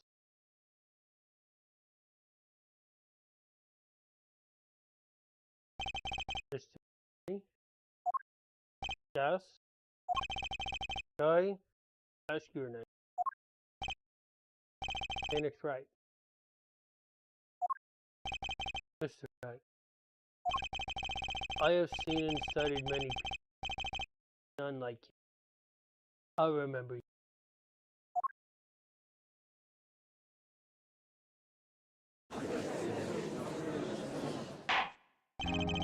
Though I deeply regret having to declare a verdict in this way, this trial is over. You have the right to find a new attorney and make an appeal. However, this court must. Oh, You're on. Yes, Mr. Zach? There is one thing I wish to make clear. Today, in this courtroom, you cannot declare me guilty. It is impossible. I'm afraid the defendant is quite mistaken. I most certainly have the authority to declare a verdict on you. Except, tell me, how do you plan on announcing your verdict when your defendant does not exist? Doesn't exist? What are you talking about? I'm talking about this. Mr. Nigmar! The defendant's escape. Find him quick! Bailiff, close all exits from the building.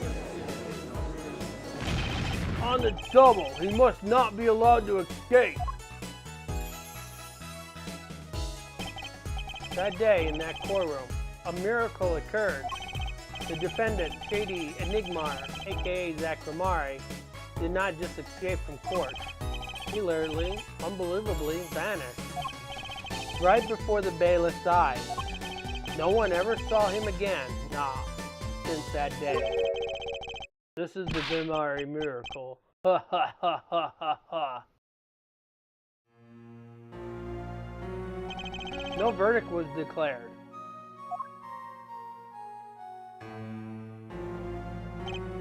After all, the defendant didn't exist.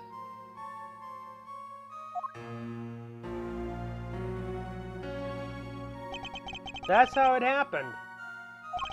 The trial of magician Zachramari vanished, along with him for all eternity. The mysteries that remained behind were all solved. However, not until 7 years later.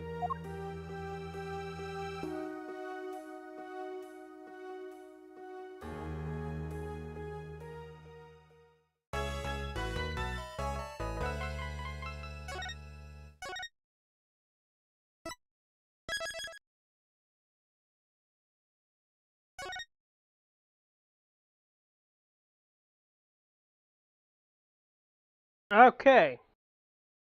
So we got finished with that trial. We're going to do investigation next. Now I got a question to ask you. Do you want me to continue? Because that investigation portion is quite long. Or do you want to wait until next week? It's your choice.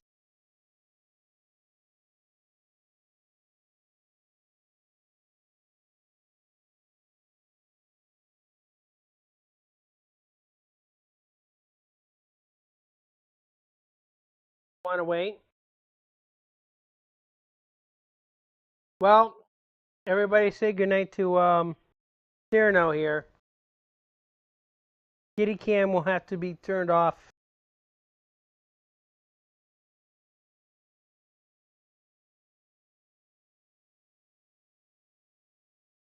They're all going to wish you good night, Cyrano. Say good night to them all.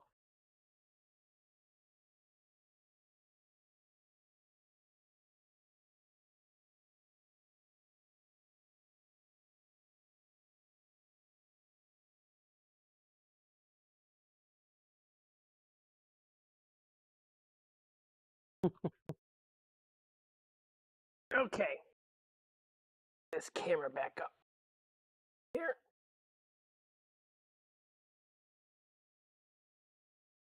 That's a little far down.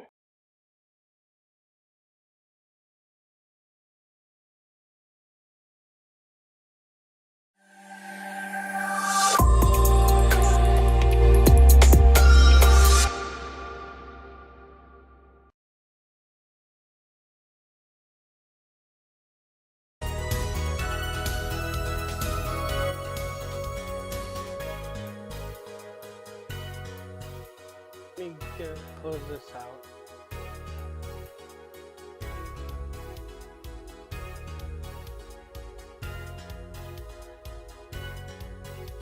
Let me go back to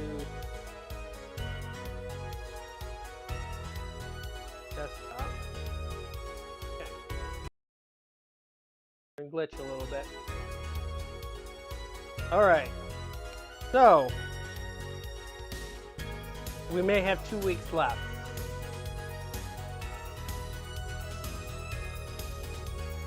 So, with that said, if 2 weeks left of this, because we're definitely going to take an entire day. We're going to take an entire day to do the investigation, Phoenix side. And of course, if you remember from the first 3 games, what was Phoenix's specialty?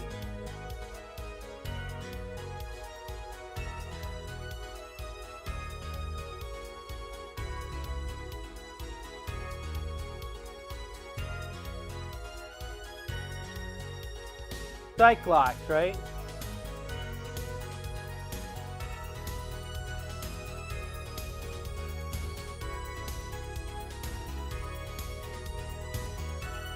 Yes. So that's going to be what we're going to be working with next week. Tomorrow, Andy's going to do a link to the past on the GBA. Wednesday, we have a birthday stream coming. We're going to be doing Teenage Mutant Ninja Turtles on the Game Boy Advance. I will tell you right now, it's far different from the GameCube version that Andy, myself, Ritor played. I believe we had a Black Pikachu play with us.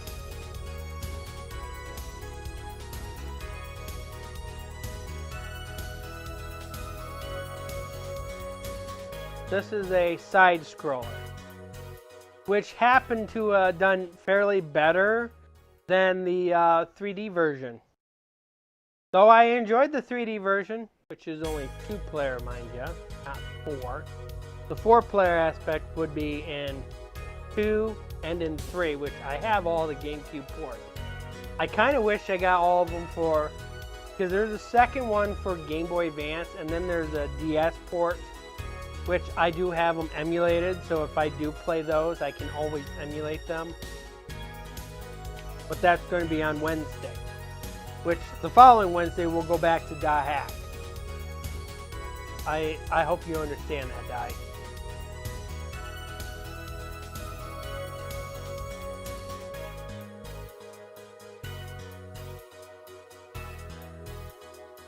So Thursday and Friday is going to be week 17 of the PFL, which is the final week of the PFL. So, which means that this is your last week to do game plans if you're not going to do the game plans for the playoffs. Okay?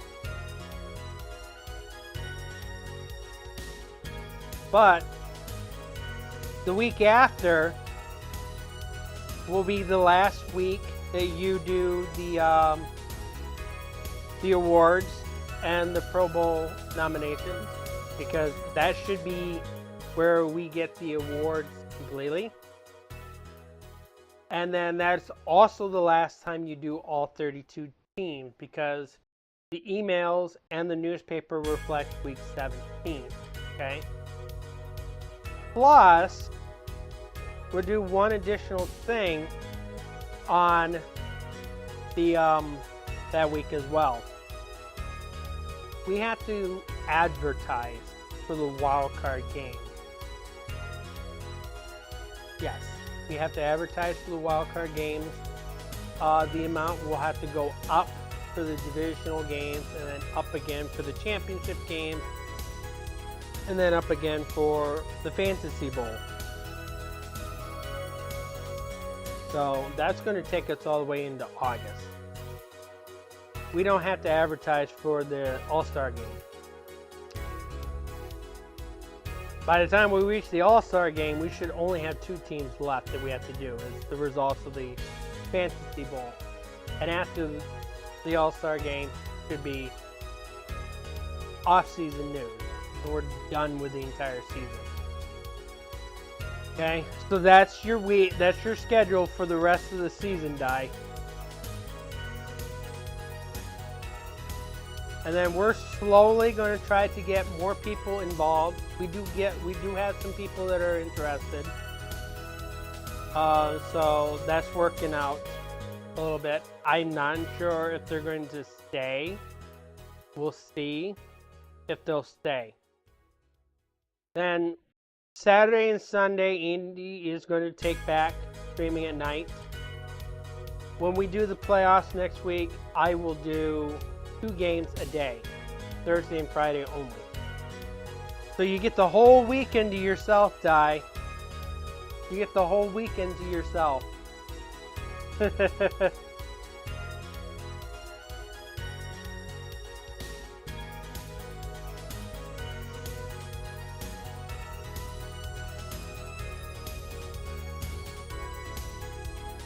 Monday, then we come back to Apollo Justice once again. Like I said, once we finish Apollo Justice, we'll take 1 week off from the game. Then we'll play another game.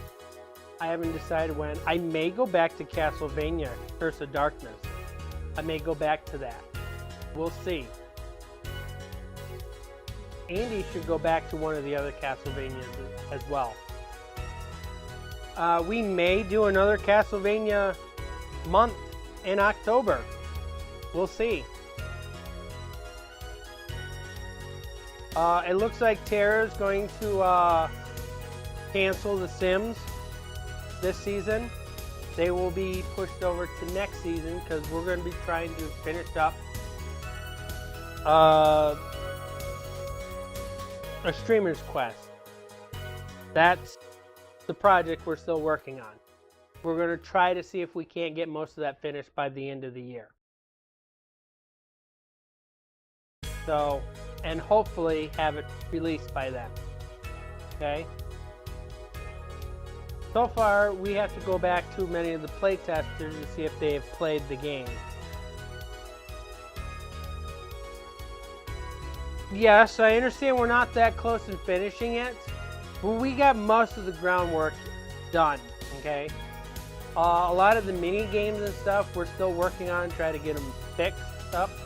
We may have to get plugins, but the problem is resetting everything. The game doesn't like to reset everything to the mini game, so that's the issue that we're having. So we'll have to figure something out for that, and hopefully if there's anybody that knows how to make plugins, we'll try to see if we can't contact them to see if they can help us with plugins. Plushy, if you want to help out with the game, you're more than welcome to come to the Discord streams or when Tara streams it to get some of this done. And we're hopefully getting that started up as soon as the football ends. And that should be basically the entire durations of the rest of the season. All right. Any questions? Di, do you have any questions?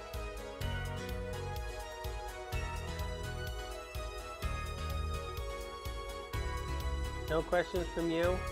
No questions from Plushy? Okay. Well, if there aren't any questions, we will end tonight's stream. You guys are all wonderful. Thank you for joining tonight's stream. Thank you to the lurkers who's been watching that didn't chat. I appreciate you guys for being here. This is going to be it for me.